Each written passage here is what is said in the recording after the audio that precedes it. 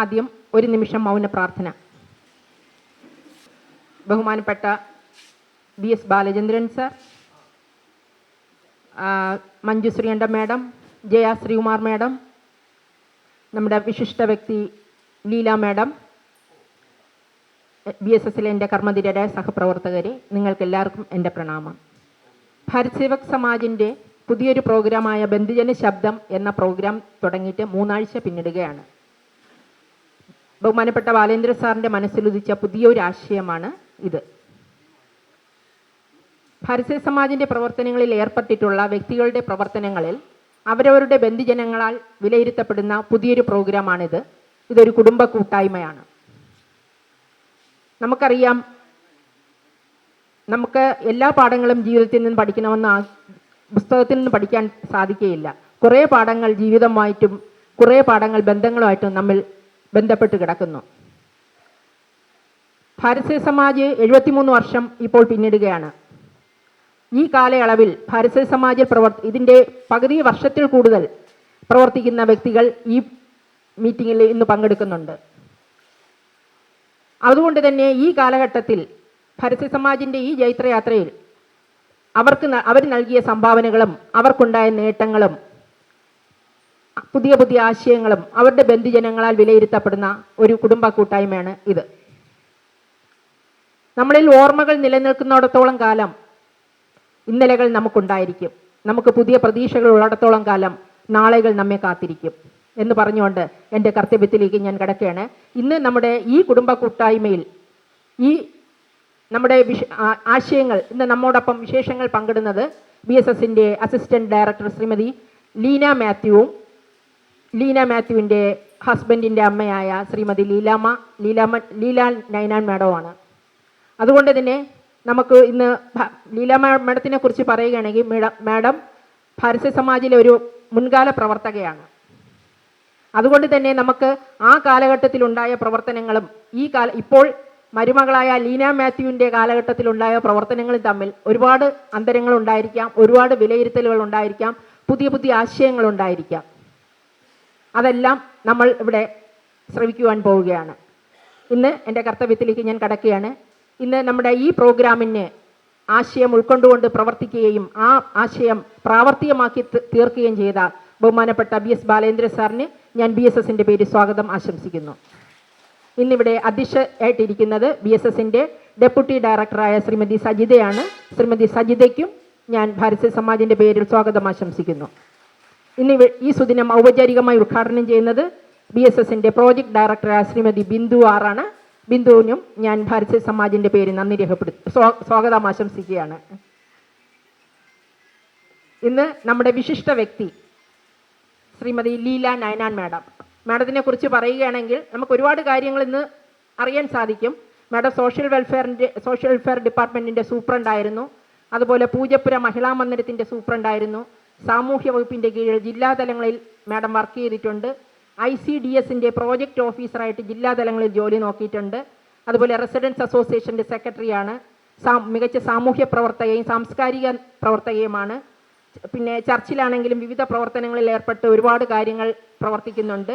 അതുപോലെ child welfare കൗൺസിലിൽ പോയി ക്ലാസ്സുകളൊക്കെ എടുത്ത് ഒരുപാട് ക്ലാസ്സുകൾ എടുത്തിട്ടുള്ള വ്യക്തിത്വത്തിനുടമയാണ്. ഇത്രയും തന്നെ ധാരാളമാണല്ലേ. മാഡത്തിനെ കുറിച്ചുള്ള ഒരു ബയോഡാറ്റയാണ് ഇപ്പോൾ ഞാൻ വായിച്ചത്. മാഡത്തിന് ഞാൻ ഭാരത് സേവക് സമാജിൻ്റെ പേരിൽ സ്വാഗതം ആശംസിക്കുകയാണ്. ഇന്ന് ഈ ചടങ്ങിൽ പങ്കെടുക്കാനെത്തിയ BSSലെ എല്ലാ കുടുംബാംഗങ്ങൾക്കും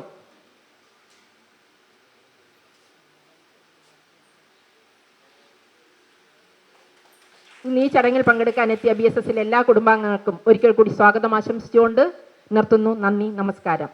അധ്യക്ഷ പ്രസംഗത്തിനായിട്ട് ശ്രീമതി സജിതയെ സ്നേഹപൂർവ്വം സ്വാഗതം ചെയ്യുന്നു. വേദിയിലും സദസ്സിലും ഇരിക്കുന്ന എല്ലാ മുഖ്യ അതിഥികൾക്കും സഹപ്രവർത്തകർക്കും നമസ്കാരം. BSSൻ്റെ ഒരു പുതിയ പരിപാടിയാണ് ബന്ധുജന ശബ്ദം. എല്ലാവർക്കും മനസ്സിലായി കാണുമല്ലോ.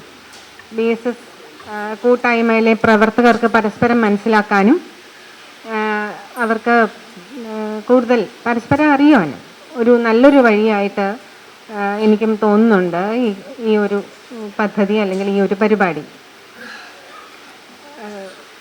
അതായത് ഉദ്ദേശിക്കുന്നത് ഇതിൽ നമ്മുടെ പ്രവർത്തകർക്ക് അവർ പ്രവർത്തിക്കുന്ന അല്ലെങ്കിൽ അവർ ഏർപ്പെട്ടിരിക്കുന്ന BSSുമായിട്ട് പ്രവർത്തിക്കുന്ന അല്ലെങ്കിൽ അവർക്ക് അവരെത്രത്തോളം അവരുടെ പ്രവർത്തനങ്ങൾ മറ്റുള്ളവർക്ക് അവർക്കൊരു പ്രചോദനമായിട്ടുണ്ട്. അതായത് അവരാ ബന്ധുക്കൾ അവരുടെ പ്രവർത്തനങ്ങളെ ഒന്ന് വിലയിരുത്തട്ടെ എന്നുള്ളതാണ് ഇതുകൊണ്ട് ഉദ്ദേശിക്കുന്നത്. അതാണ് ബന്ധുജന ശബ്ദം എന്ന് പറയുന്നത്.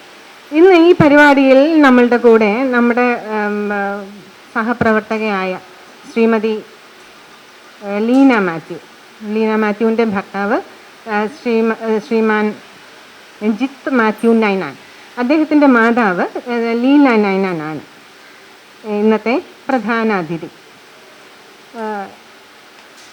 സോഷ്യൽ വെൽഫെയർ ഡിപ്പാർട്ട്മെൻറ്റിൽ ഗസറ്റഡ് ഓഫീസർ തസ്തികയിൽ നിന്ന് വിരമിച്ച ശേഷം അധ്യാപക വൃത്തിയിലും വിവിധ സാമൂഹ്യ സേവന പ്രവർത്തനങ്ങളിലും വ്യാപൃതയാണ് മാഡം. വളരെ തിരക്കുള്ള ഒരു വ്യക്തിയാണ്. കൂടാതെ പള്ളിയിലെ പലവിധമായ പ്രവർത്തനങ്ങളിൽ ഏർപ്പെട്ടിരിക്കുന്നു. ഏതു വ്യക്തിയുടെയും പ്രശ്നങ്ങൾ ഒത്തുതീർപ്പാക്കാനോ അല്ലെങ്കിൽ അവർക്ക് വേണ്ട പരിഹാരം നിർദ്ദേശിക്കാനും ഏത് സമയത്തും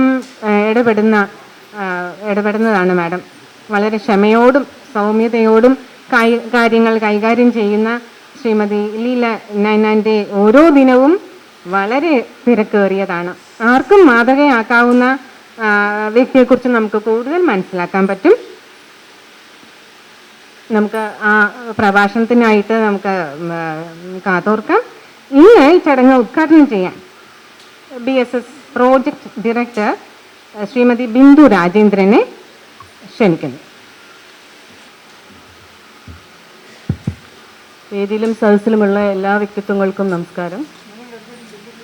പ്രോഗ്രാമിനെ കുറിച്ച് ഇവിടെ സ്വാഗത പ്രാസംഗികയായാലും അധ്യക്ഷയായാലും പറഞ്ഞു കഴിഞ്ഞു. ഞാൻ മനസ്സിലാക്കിയതും അങ്ങനെ തന്നെയാണ്. അതായത് BSS ഒരു ദേശീയ വികസന ഏജൻസിയാണ്. അപ്പോൾ ഇവിടെ നടക്കുന്ന പ്രവർത്തനങ്ങൾ ഇവിടെ ഉള്ള പ്രവർത്തകർക്ക് അവരുടെ വ്യക്തിത്വത്തിൽ അവരുടെ സ്വഭാവ രൂപീകരണത്തിലൊക്കെ എത്രമാത്രം അത് സ്വാധീനിച്ചിട്ടുണ്ട്. ആ സ്വഭാവം അവരുടെ കുടുംബങ്ങൾ എന്തായാലും സമൂഹത്തിൽ മാറ്റം ഉണ്ടാക്കേണ്ടവരാണ് നമ്മൾ എന്നുള്ളതാണ്. ആ സമൂഹത്തിലുപരി അവരുടെ കുടുംബങ്ങൾക്കുള്ളിൽ അവരുണ്ടാക്കിയ സ്വാധീനം എന്താണ്, ഇവിടുത്തെ പ്രവർത്തനങ്ങൾ എത്രമാത്രം അവരുടെ കുടുംബങ്ങൾക്കുള്ളിൽ അവർക്കത് ഒരു സ്വാധീനം ചെലുത്താനായി എന്നുള്ളതാണ് ബന്ധു ആയ കുടുംബാംഗത്തെ നമ്മളിവിടെ ക്ഷണിക്കുകയും അവരിലൂടെ നമ്മൾ അറിയാൻ ശ്രമിക്കുകയും ഈ പരിപാടിയിലൂടെ ചെയ്യാൻ ഉദ്ദേശിച്ചു. അങ്ങനെയാണ് സാർ ഉദ്ദേശം എന്നാണ് പറഞ്ഞ പോലെ.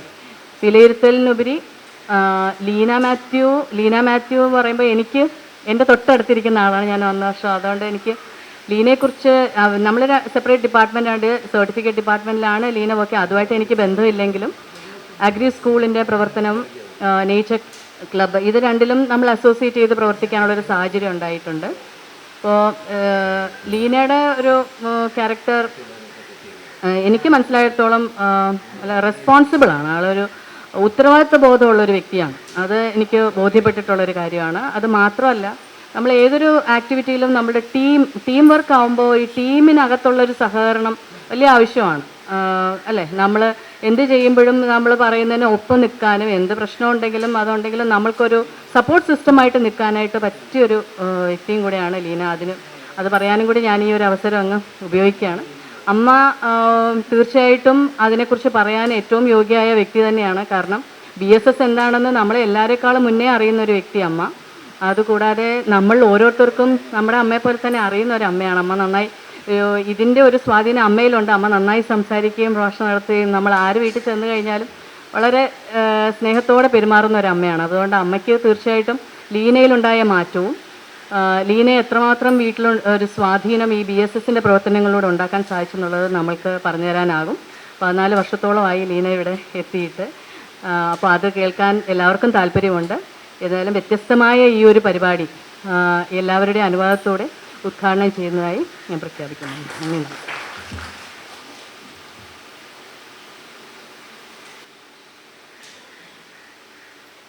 ഇന്ന് നമ്മുടെ വിശിഷ്ട വ്യക്തി ശ്രീമതി ലീല നൈനാൻ മാഡത്തിനെ സംസാരിക്കുവാനെ ക്ഷണിക്കുന്നു. Bharat Samaj national national development ഏജൻസിയുടെ ചെയർമാനായ BS ബാലേന്ദ്രൻ സാർ, ഡയറക്ടർമാരെ പ്രവർത്തിക്കുന്ന ജയ ടീച്ചർ, മഞ്ജു ടീച്ചർ, കോർഡിനേറ്ററായി കൂടിയിരിക്കുന്ന ഓരോരുത്തരും, എല്ലാവർക്കും എൻ്റെ വിനീതമായ വന്ദനം. ഈ പുതുവത്സരത്തിൽ 2025 ആരംഭത്തിൽ തന്നെ ഈ BSS എന്ന കുടുംബത്തോടൊപ്പം അല്പസമയം എനിക്ക് നിങ്ങളോടൊപ്പം വന്ന് നിൽക്കാൻ അതിനുള്ളൊരു ആരോഗ്യവും ബലമൊക്കെ തന്ന് ഇവിടെ നിർത്തിയ ദൈവത്തിന് ആദ്യം ഞാൻ നന്ദി പറയുന്നു.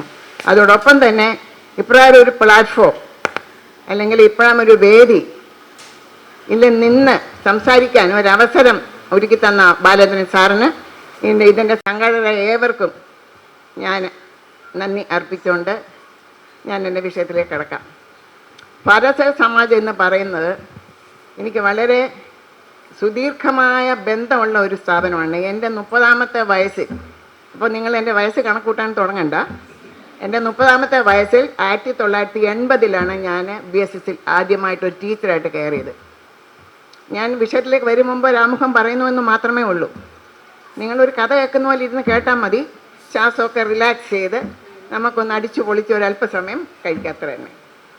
അപ്പോൾ അതിനകത്ത് ചിലപ്പം ചില കാര്യങ്ങളൊന്നും എനിക്ക് ഓർമ്മ വരുന്നില്ല എങ്കിൽ തന്നെയും ഇപ്പം തന്നെ പലരും വയസ്സൊക്കെ കണക്ക് കൂട്ടിക്കഴിഞ്ഞ് കാണും എന്ന് എനിക്കറിയാം. ഓക്കെ, അതെന്തെങ്കിലും ആവട്ടെ, അതുകൊണ്ട് നമുക്കിതൊക്കെ വെറും ഒരു നമ്പറല്ലേ അല്ലേ. നമ്മൾ ഈ പ്രായമായ എനിക്ക് രോഗമാണ് എന്നൊന്നും ഞാൻ ചിന്തിക്കാറില്ല. വരുന്നിടത്ത് വെച്ച് കാണാം, അങ്ങ് പോവുക, അത്ര തന്നെ. അപ്പം ഒരു സുദീർഘമായ ബന്ധം BSS എന്ന സ്ഥാപനമായിട്ട് എനിക്കുണ്ട്. കാരണം ഞാൻ ശിശുലക്ഷ്മി ട്രെയിനിങ് സ്കൂൾ എന്ന് പറഞ്ഞു ട്രെയിനിങ് സ്കൂളുണ്ടായിരുന്നു ആദ്യമായിട്ട് BSS. ആദ്യമായിട്ടല്ല, ഞാനവിടെ ചെല്ലുമ്പോൾ അന്ന് കസ്റ്റൻ റോഡിലായിരുന്നു BSS സ്ഥാപനം. ഒരു പഴയ കെട്ടിടത്തിലായിരുന്നു. ആ കെട്ടിടം ഇപ്പോഴും ഏതാണ്ട് ഇടിഞ്ഞു പൊളിയും തീരാറി കിടക്കുന്നെന്ന് തോന്നുന്നു. അവിടെ ഒരു 10-30-40 ശിശുലക്ഷ്മി ടീച്ചർമാരായിട്ട് ട്രെയിനിങ് കൊടുക്കുന്ന ഒരു വർഷത്തെ 1 ഇയർ ട്രെയിനിങ് കോഴ്സായിരുന്നു അന്ന്. അവിടെ ഞാൻ ടീച്ചറായിട്ട് 5 വർഷം പഠിപ്പിച്ചു. അതിന് ഒരുതപ്പെട്ട എല്ലാ സബ്ജക്റ്റും ഞാൻ കൈകാര്യം ചെയ്യുമായിരുന്നു അന്ന്. പിന്നെ വേറെ 2-3 ടീച്ചർമാരും അന്നൊപ്പം ഉണ്ടായിരുന്നു. ആ ടീച്ചറിലിപ്പം ഹെൽത്ത് ആൻഡ് ന്യൂട്രീഷൻ, പിന്നെ ചൈൽഡ് സൈക്കോളജി, പിന്നെ സൊസൈറ്റി, പിന്നെ പ്രീ സ്കൂൾ എഡ്യൂക്കേഷൻ, അതിൻ്റെ ക്രാഫ്റ്റ് ആൻഡ് അതുമായിട്ടുള്ള ആക്ഷൻ സോങ്, അങ്ങനെ കുറേ കാര്യങ്ങൾ കുറേ ഉണ്ടായിരുന്നു. ഇതുമെല്ലാം അവിടെ ഞാൻ പഠിപ്പിച്ചുകൊണ്ടിരുന്നു. ആ സമയത്താണ് എനിക്ക് PSCയിലൊരു അപ്പം അവിടെ വരാൻ തന്നെ കാരണം ചൈൽഡ് വെൽഫെയർ കൗൺസിലിൽ പ്രീ പ്രൈമറി എഡ്യൂക്കേഷൻ്റെ ഒരു ട്രെയിനിങ് കോഴ്സ് ഉണ്ടായിരുന്നു. അപ്പം ഞാൻ അവിടെ എന്തിനോ ഒരു നഴ്സറി സ്കൂൾ തുടങ്ങാനെന്നുള്ള രീതിയിൽ നന്തങ്കോട്ട് റോഡ് സൈഡിലുള്ള വീട് എങ്ങനെയെങ്കിലും ഈ ചുമ്മാതിരിക്കുന്നതിനെ സംബന്ധിച്ചിടത്തോളം എനിക്കൊരു ഭയങ്കര അസ്വസ്ഥതയാണ്. അപ്പോൾ അതുകൊണ്ട് എന്തെങ്കിലും ഒരു പരിപാടി ആരംഭിക്കണമല്ലോ എന്ന് വിചാരിച്ചത് അതിനെക്കുറിച്ച് തിരക്കാൻ വേണ്ടി അവിടെ പോയപ്പോഴാണ് ഈ ട്രെയിനിങ്ങിനെ ആൾക്കാർ എടുത്തുകൊണ്ടിരിക്കുന്നത്. അവിടെ പഠിക്കാൻ പ്രീ പ്രൈമറി ട്രെയിനിങ് ടീച്ചേഴ്സിനെ ട്രെയിനിങ്ങിന് അവിടെ ചേർന്നു. അപ്പം ആ സമയത്ത് അത് ഞാൻ വളരെ അന്ന് ഞാൻ എൻ്റെ ഇളയ മകൻ, എന്നെ ഇപ്പോൾ ഇവിടെ കൊണ്ടുവിട്ട മകൻ, അന്ന് ആ വർഷമാണ് അവന് ബോണായത്. അപ്പം ഞാൻ ഈ ക്ലാസ്സിൽ പോകുന്നതെല്ലാം എൻ്റെ വയറും തൂക്കി പിടിച്ചുകൊണ്ടായിരുന്നു ക്ലാസ്സിൽ പോകുന്നത്. പക്ഷെ അപ്പോഴൊക്കെ ഞാൻ പറഞ്ഞു, അപ്പോൾ ടീച്ചേഴ്സ് എന്നോട് പറയാമായിരുന്നു, ഈ വയ്യെങ്കിൽ വരണ്ട കുഴപ്പമില്ല. അപ്പോൾ എനിക്കറിയാം ഈ നിർത്തിപ്പോയ പിന്നെ ഒരു കാലവും നടക്കാൻ പോകുന്നില്ലെന്ന്. അപ്പം ഞാൻ പറഞ്ഞു കുഴപ്പമില്ല, ഞാൻ അന്ന് ഇങ്ങനെ ഓട്ടമൊന്നുമില്ല. പിന്നെ വീട്ടിൽ വലിയ സപ്പോർട്ടൊന്നും അങ്ങനെ പഠിക്കണമെന്ന് നിർബന്ധമൊന്നുമില്ല. പിന്നെ എൻ്റെ നിർബന്ധത്തിന് അങ്ങ് വിട്ടെന്നേ ഉള്ളൂ അന്ന്. അപ്പോൾ അങ്ങനെ പോയി എന്തായാലും ഈശ്വരാധീനം കൊണ്ട് എനിക്ക് അവിടെ നല്ല മാർക്ക് വാങ്ങി നല്ല റാങ്കോടുകൂടി പാസ്സാകാൻ കഴിഞ്ഞു. അത് കഴിഞ്ഞ സമയത്താണ് ഈ ശിശുലക്ഷ്മി ട്രെയിനിങ് സ്കൂളിൽ ടീച്ചേഴ്സിന് വേക്കൻസി വന്നതായിട്ടൊരു ഞാൻ അറിഞ്ഞു. അപ്പം ഞാനും അപ്ലൈ ചെയ്തു. അപ്പോൾ ഒരു 8-10 പേര് വന്നു. ഒറ്റ വേക്കൻസി ഉണ്ടായിരുന്നു. അത് ഈശ്വരൻ എനിക്കായിട്ട് തന്നു. അങ്ങനെ അവിടെ ഞാൻ കയറി. കാരണം വീടടുത്തായിരുന്നു, അതുകൊണ്ട് വരെ എനിക്ക് പോയി വരാം. എന്നെ ഈ വന്ന മോന് ഉച്ചയ്ക്ക് ഞാൻ പാൽ കൊടുക്കാൻ വീട്ടിൽ പോവും, തിരിച്ചു വരും, ചോറുണ്ണും. അങ്ങനെ നല്ലൊരു പക്ഷേ അന്നൊന്നും ഈ BSSൻ്റെ അത് എന്താണെന്നോ അതിൻ്റെ പ്രവർത്തന മേഖല എന്താണെന്നോ ഒന്നും ഞാൻ തിരക്കിയിട്ടില്ല, അറിയാനോട്ട് ശ്രമിച്ചിട്ടുമില്ല. കാരണം അവിടെ ജോലി ചെയ്യുന്നു പോകുന്നു, അത്ര തന്നെ നമുക്ക് ശമ്പളം കിട്ടുന്നു പോകുന്നു. അതിൽ കവിഞ്ഞ് ഞാൻ അതിനെക്കുറിച്ചൊന്നും ചിന്തിച്ചിട്ടില്ല. പക്ഷേ എല്ലാത്തിനും ദൈവത്തിന് അതിൻ്റെതായിട്ടുള്ള ഒരു ഇടമുണ്ടല്ലോ, അത് ആരുടെ കയ്യിൽ എത്തിച്ചേരണം എങ്കിൽ, അല്ലെങ്കിൽ ഇന്ന് അതേ രീതിയിലായിരുന്നെങ്കിൽ എനിക്ക് തോന്നുന്നില്ല ഈ BSS ഇന്ന് കാണുമെന്ന്. അന്ന് അതിൻ്റെ ഒരു വളരെ ശോചനീയമായ ഒരവസ്ഥയിലേക്ക് പോയിക്കൊണ്ടിരിക്കുന്ന സമയമാണ്. അത് ദൈവമായിട്ട് ബാലകൃഷ്ണൻ സാറിൻ്റെ കയ്യിൽ ബാലേന്ദ്രൻ സാറിൻ്റെ കയ്യിൽ അത് എത്തിച്ചേർന്നത്. അതിപ്പിന്നെ അറിയാം, അതിപ്പിന്നെ ഇന്ന് വരെ അതിനൊരു പിന്നോട്ട് തിരിഞ്ഞു നോക്കേണ്ടി വന്നിട്ടില്ല. അന്ന് തെളിച്ച ആ ദീപം അത് നമ്മൾ വിചാരിക്കുന്നുണ്ടോ ഇത് വെറൊരു നിസ്സാര കാര്യമാണെന്ന്? ഇത് അന്ന് അത് കെടാതെ ഇത്രയും വർഷം ഇത് കൊണ്ടുവന്ന അതിനെ ഇപ്പം ഈ കാണുന്ന ഒരു സെറ്റപ്പിലാക്കി എടുക്കാൻ സാറിൻ്റെ ദൃഢമായ ആ നിശ്ചയവും കഠിനമായ അധ്വാനവും മാത്രമാണ് ഇനി BSS ഇവിടെ നിൽക്കുന്നത്. അന്ന് ബാലൻ സാറിനെ ഞാൻ പരിചയപ്പെട്ടിട്ടുണ്ടെങ്കിലും അത്ര വ്യക്തിപരമായിട്ട് അടുത്തില്ല. കാരണം അന്ന് ഞാൻ ഹോർട്ടിക്രോപ്പ് പിന്നെ rose society, red cross society ഇവിടങ്ങളിലൊക്കെ ഞാനും മെമ്പറായിരുന്നു ആ കാലങ്ങളിൽ. ഈ 80-നും 85-നും ഇടയ്ക്കുള്ള കാലഘട്ടമാണ് ഞാൻ പറയുന്നത്. അന്ന് അതിൻ്റെ മീറ്റിങ്ങുകളിലൊക്കെ പലപ്പോഴും ജനറൽ ബോഡി മീറ്റിങ്ങിലും കമ്മിറ്റി മീറ്റിങ്ങിലുമൊക്കെ ഞാൻ പങ്കെടുക്കുമ്പോഴൊക്കെ ഇതേപോലെ വെള്ള വസ്ത്രം ധരിച്ച ഒരു സുമുഖനായ ചെറുപ്പക്കാരനെ കാണുന്നുണ്ടായിരുന്നു. ഞാനും അന്ന് ശ്രദ്ധിച്ചിട്ടുണ്ട്.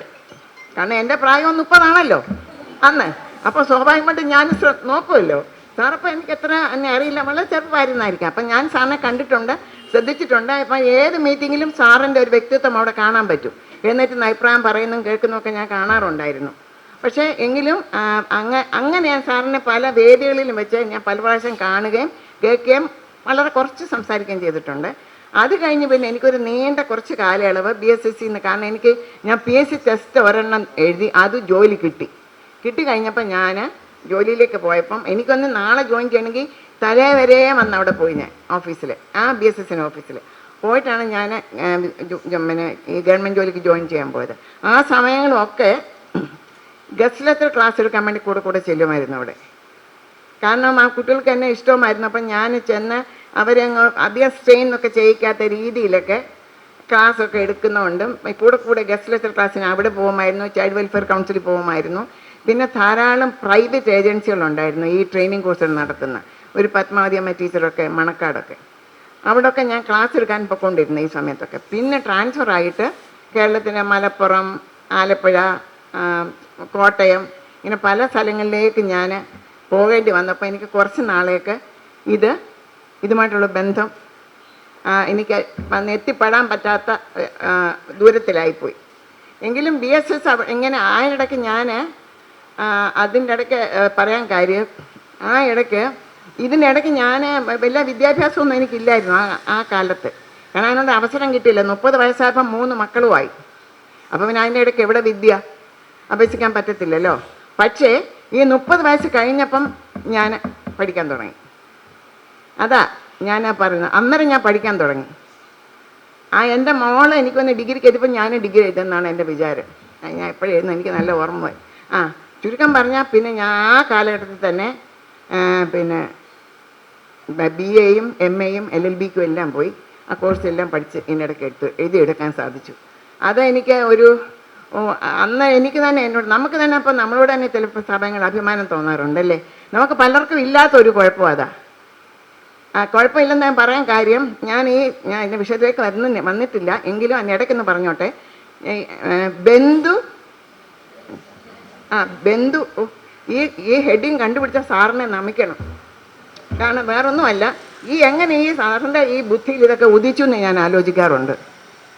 കാരണം വ്യത്യസ്തനാമോ ഒരു ബാബറാം ബാലനെ സത്യത്തിലാരും തിരിച്ചറിഞ്ഞില്ല എന്ന് പറയുന്ന പോലെ ഈ വ്യത്യസ്തമായ കലാപരിപാടികളും ഈ ഭാവനകളുള്ള ഈ BSSൻ്റെ ഈ ബന്ധുജന ശബ്ദം എന്ന പരിപാടി ഒരിടത്തും ഞാൻ കണ്ടിട്ടില്ല, കേട്ടിട്ടില്ല. എനിക്കൊന്ന് ലോകത്തിൽ തന്നെ ആദ്യത്തെ ഒരു സംഭവമായിരിക്കും ഇതെന്നാണ്. അപ്പം ഞാൻ പറയാൻ വന്നത്, ഈ സാറിന് ഇതിങ്ങനെയുള്ള ഈ ബുദ്ധി വരുന്നത് നമുക്ക് ഈ അറിവെന്ന് പറയും. അറിവ്, knowledge and wisdom, that is 2 different.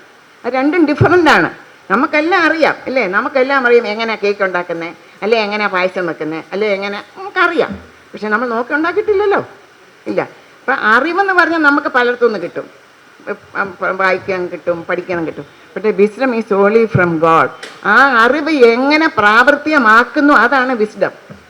നമുക്ക് ലഭിക്കുന്ന അറിവ് നമ്മൾ എങ്ങനെ അത് പ്രാവർത്തികമാക്കുന്നു, എങ്ങനെ അത് എക്സിക്യൂട്ട് ചെയ്യാൻ കഴിയുന്നു, അവിടെയാണ് നമുക്ക് വിസ്ഡം വേണ്ടത്. അത് ഈ സാധനം അത് ഈശ്വരൻ തന്നെ കൊടുക്കുന്നതെന്നാണ് ഞാൻ മനസ്സിലാക്കിയിട്ടുള്ളത്. കാരണം ഇവിടെ വരുന്ന ഓരോരുത്തർക്കും അവരുടെ എല്ലാ തരത്തിലുള്ള ഡെവലപ്മെൻറ്റ്സും ശാരീരികവും മാനസികവും സാംസ്കാരികവും പിന്നെ സ്പിരിച്വലും ആത്മീയവും സാമൂഹികപരമായിട്ടുള്ള എല്ലാ തരത്തിലുള്ള ഡെവലപ്മെൻറ്റ്സും പറ്റിയ പരിപാടികളാണ് ഇവിടെ ആസൂത്രണം ചെയ്യുന്നത്. പിന്നെ എന്നെ കവിതാവേദി എന്നെ കാവ്യ സദസ്സ് പിന്നെ വേറെ ഉണ്ടല്ലോ. ഞാനും ഒരു വിചാരിച്ചിരുന്നു ഗാനസദസ്സ് പിന്നെ വിചാരിച്ചു ആക്കപ്പാടെ ലീനയ്ക്ക് നാണക്കേടായെങ്കിലോ ഞാൻ വന്ന് ഇവിടെ പാട്ട് പാടാൻ വന്നിട്ട്. അതുകൊണ്ട് ഞാൻ വിചാരിച്ചു വേണ്ട വരട്ടെ. അല്ല ഞാൻ പറയാൻ കാര്യം ഇപ്പം ഈ ബന്ധുജന ശബ്ദം എന്ന് വിചാരിക്കുന്ന ബന്ധുക്കൾ വന്നിവിടെ അഭിപ്രായം പറയുന്നതിനേക്കാൾ ഉപരിയായിട്ട് നിങ്ങൾ ഓരോരുത്തരും നിങ്ങളൊന്ന് തിരിഞ്ഞു നോക്കണം.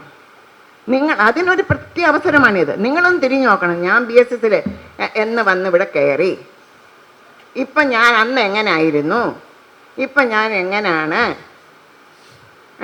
ഇപ്പം എൻ്റെ വീടിൻ്റെ സിറ്റുവേഷൻ എങ്ങനെയാണ്, അന്ന് എങ്ങനെയാ, അത് നിങ്ങൾക്ക് ഓരോരുത്തർക്കും ഇങ്ങനെ ചുമ്മാ ഒരു പേരിട്ടെന്നേ ഉള്ളൂ കേട്ടോ. ശരിക്കും നിങ്ങളാണ് ഇവാലുവേറ്റ് ചെയ്യേണ്ടത്. നിങ്ങളെ തന്നെ ഇവാലുവേറ്റ് ചെയ്യാനുള്ള ഒരു അവസരമാണിത്. അല്ല ബന്ധുജനം ഉള്ള ആർക്ക് വന്ന് പറയാം, ആർക്കും പറയാൻ പറ്റുമെന്ന് എനിക്ക് തോന്നുന്നില്ല. ഞാൻ പറയുന്നതല്ല എൻ്റെ അനുഭവത്തിൽ നിന്ന് പറയുന്നത്. എനിക്കൊന്നും അല്ലാതെ പറയാൻ പറ്റത്തില്ല. അത് ഞാൻ പറയാൻ കാര്യം ഇത് ഇപ്പം നമ്മൾ വന്ന് പറഞ്ഞേക്കാൾ ഉപരിയായിട്ട് നിങ്ങൾ സ്വയം നിങ്ങളെവിടെ നിൽക്കുന്നു, നിങ്ങൾ എന്തായിരുന്നു, ഇപ്പം നിങ്ങൾ എന്താണ്.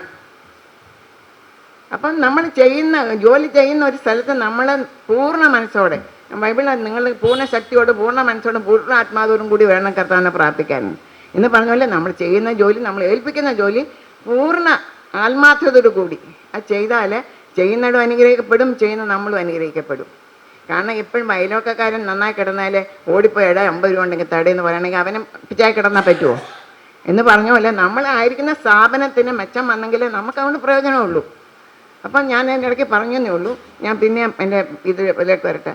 അങ്ങനെ BSS പിന്നെ സാറുമായിട്ട് ഇങ്ങനെ വന്ന് പറഞ്ഞല്ലോ.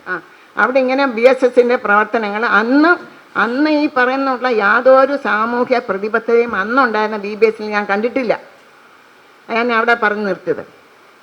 കാരണം അത് എന്തിനാണെന്നോ ആർക്കാണെന്നോ എന്തിനു വേണ്ടിയാണെന്നൊന്നും അറിയില്ല. ജോലി ചെയ്യുന്ന പോകുന്നു. അവിടെ കുറേ അന്ന് ഉണ്ടായിരുന്ന നായർ സാറ്, ഒരു നമ്പൂതിരി സാറ്, കൃഷ്ണപിള്ള ഉണ്ടോ ഇപ്പോൾ ഇവിടെ? എനിക്കൊന്ന് പണ്ട് ഞാൻ ഇവിടെ വന്നപ്പോൾ ഇവിടെ ഉണ്ടായിരുന്നു. ഇപ്പോൾ ഉണ്ടോ? അപ്പം അന്ന് അദ്ദേഹം അവിടെ പിയൂണായിരുന്നു, ഞാനോ ടീച്ചറായിട്ട് ജോലി ചെയ്യുന്ന സമയത്ത്.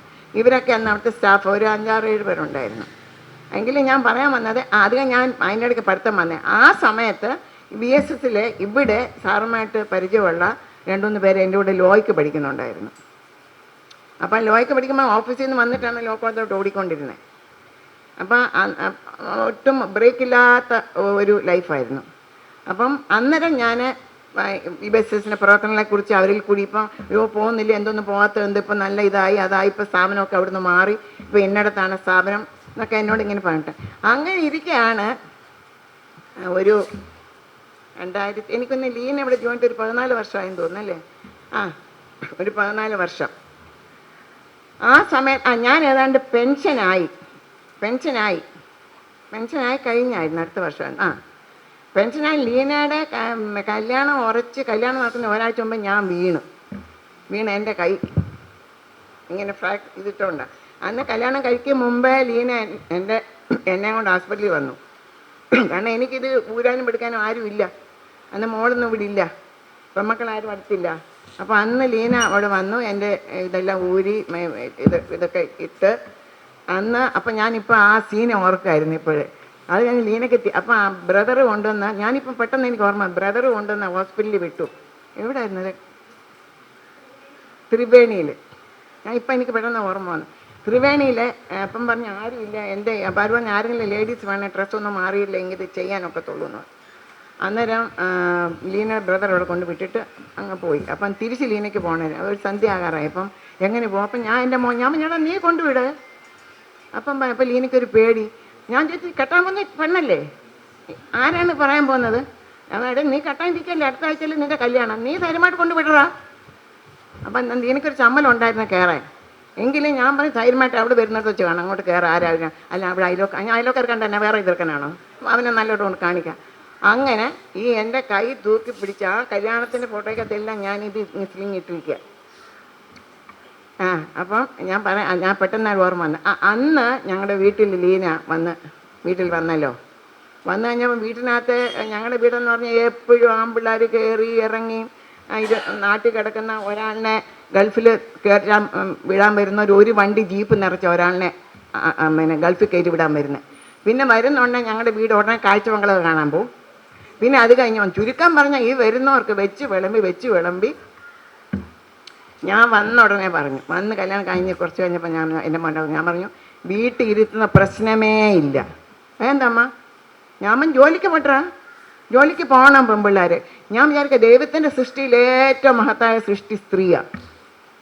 ഏറ്റവും മഹത്തായ സൃഷ്ടി സ്ത്രീയാണ്. നിങ്ങൾക്ക് ആർക്കും ധൈര്യമായിട്ട് കൈയടിക്കാൻ പോലും പറ്റുന്നില്ലല്ലോ, അല്ലേ? നിങ്ങളല്ലേ?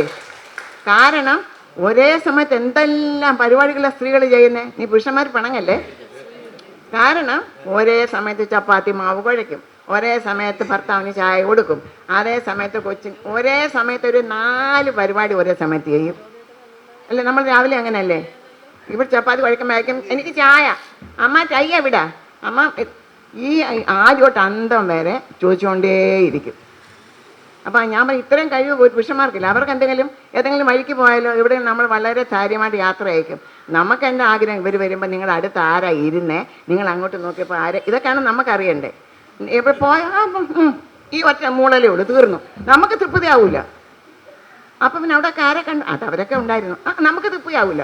ആരൊക്കെ സംസാരിച്ചു, ആരൊക്കെ അടുത്തിരുന്നു, ആരൊക്കെയായിരുന്നു ബസ്സിനകത്തിരുന്നത്, ഇത് മുഴുവൻ നമുക്കറിയണം. പക്ഷെ ഇത് വല്ല ഇവർ പറയുമോ?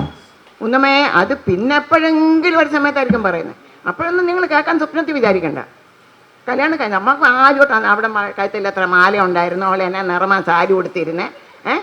ഇതൊക്കെയാണ് നമുക്കറിയേണ്ട കാര്യങ്ങൾ. ഇത് വല്ലതും ആണുങ്ങൾ നോക്കൂ, അവർ പറയാനും പോകുന്നില്ല. ബുദ്ധിയുള്ളവരൊന്നും പറയത്തില്ല. അടുത്തിരുന്ന നല്ലൊരു സുന്ദരി പെണ്ണായിരിക്കാം, പറയാൻ പറ്റുമോ നിങ്ങളുടെ അടുക്കൽ? ഇപ്പം നിങ്ങൾ അയാൾക്ക് സ്വസ്ഥത കൊടുക്കൂല. അതുകൊണ്ട് ബുദ്ധിയുള്ളവർ പറയത്തില്ല. പിന്നെ എപ്പോഴെങ്കിലും ചിലപ്പം പറയടി അന്ന് ഞാൻ പറയായിരുന്നു വേറെ അന്ന് എപ്പുറത്തെ നിന്റെ ഒരു കൂട്ടുകാരി പെണ്ണാണ് എൻ്റെ അടുത്തിരുന്നത് എന്നാ. പിന്നെ കുറേ നാൾ കഴിഞ്ഞ് ചിലപ്പം പറഞ്ഞേക്കും. ഞാൻ പറയും അന്ന് നീന വന്ന് പെട്ടത് ഞങ്ങളുടെ ഇതേപോലത്തെ ഒരു സിറ്റുവേഷൻ വീട്ടിലാണ്. എപ്പോഴും എൻ്റെ ഭർത്താവിന് അനിയൻ അപ്പോഴൊക്കെ ഞാൻ പറയും വളരെ സൂക്ഷിച്ചൊക്കെ നിന്നോണം ഇങ്ങനെയൊക്കെ. അപ്പം അപ്പോഴേ ഞാൻ കാരണം എനിക്ക് ഈ ജോലിക്ക് പോയി വീട്ടിലിരിക്കുന്ന സ്ഥിതി ഒന്ന് ആലോചിച്ച് നോക്കിക്കേ. ചിന്തിക്കാൻ വയ്യ. പണ്ടത്തെ ലൈഫ് സ്റ്റൈലൊക്കെ മാറിയില്ലേ ഇപ്പം? പണ്ട് വെള്ളം കോരി, തുണി അലക്കി, വിരിച്ച്, തീ കത്തിച്ച്, വയ്യ പാത്രത്തിൻ്റെ കരി പോകണമെങ്കിൽ തേപ്പ് ആലോചിക്കാൻ കൂടെ വയ്യ ഇപ്പം അതെല്ലാം എന്തൊന്നായി ആധുനികവൽക്കരിച്ചു. എല്ലാം മിഷൻ ഏറ്റെടുത്ത ജോലി. അപ്പോഴാണ് എന്നെപ്പോലുള്ളവർക്ക് തടി കൂടി, പ്രഷറ്, ഡയബറ്റിക് ഇതെല്ലാം പിടിപെട്ടു. ലൈഫ് സ്റ്റൈൽ മാറിയപ്പോൾ. അപ്പം ഞാൻ പറയാൻ വന്നേ ഈ ലൈഫ് സ്റ്റൈൽ മാറിയപ്പോൾ നമുക്ക് ധാരാളം സമയം കിട്ടും സ്ത്രീകൾക്ക്. അതുമാത്രമല്ല നമുക്ക് എനിക്ക് ധാരാളം മനസ്സിലായി.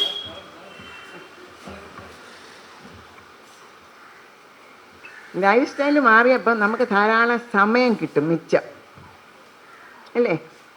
നമ്മൾ സമയം കിട്ടുമ്പോൾ നമ്മൾ എന്തിനാ ഇത് അവിടെ കുത്തിയിരുന്ന് 24 മണിക്കൂർ അത് പറഞ്ഞ് ഇത് പറഞ്ഞ് വഴക്കുണ്ടായെങ്കിൽ എത്രയോ നേരമാവാം. ഇന്നലെ ചെന്നിട്ടുള്ള 2 മണിക്കൂർക്കുന്ന കാര്യമല്ലേ ഉള്ളൂ. അത് നമുക്ക് എങ്ങനെയും പിടിച്ച് നിൽക്കാം, ഇല്ലേ? രാവിലെ മുതലാണെങ്കിൽ ആലോചിച്ച് നോക്ക് അതെടുത്തത്. പിന്നെ നമ്മളെ കണ്ടുപോയെങ്കിൽ പിന്നെ വെള്ളം കുടിക്കണം, ചായ കുടിക്കണം, അവിടെ തടവണം, ഇവിടെ കാല് വേദന, കൈ വേദന, മുതുക് വേദന, ഈ പരിപാടികളാണ് പിന്നെ. അപ്പോൾ നമ്മളവിടെ ഇല്ലെങ്കിൽ ഇതൊന്നും ഒരു പ്രശ്നമില്ല. അപ്പം എത്രയും പേര് നമ്മളായാലും നമ്മുടെ കുഞ്ഞുങ്ങളായാലും ആണായാലും പെണ്ണായാലും വിദ്യാഭ്യാസം ചെയ്തേ പറ്റൂ. ജോലിക്ക് പോയേ പറ്റൂ. ജോലിക്ക് വിടണം. കാരണം ജോലിക്ക് വിടാൻ ചിലർക്ക് ഈ ജോലിയോട് അയ്യോ ആ ഭർത്താവിന് 2 ലക്ഷം രൂപ ശമ്പളമുണ്ട് പിന്നെ അവർക്ക് പോകണം.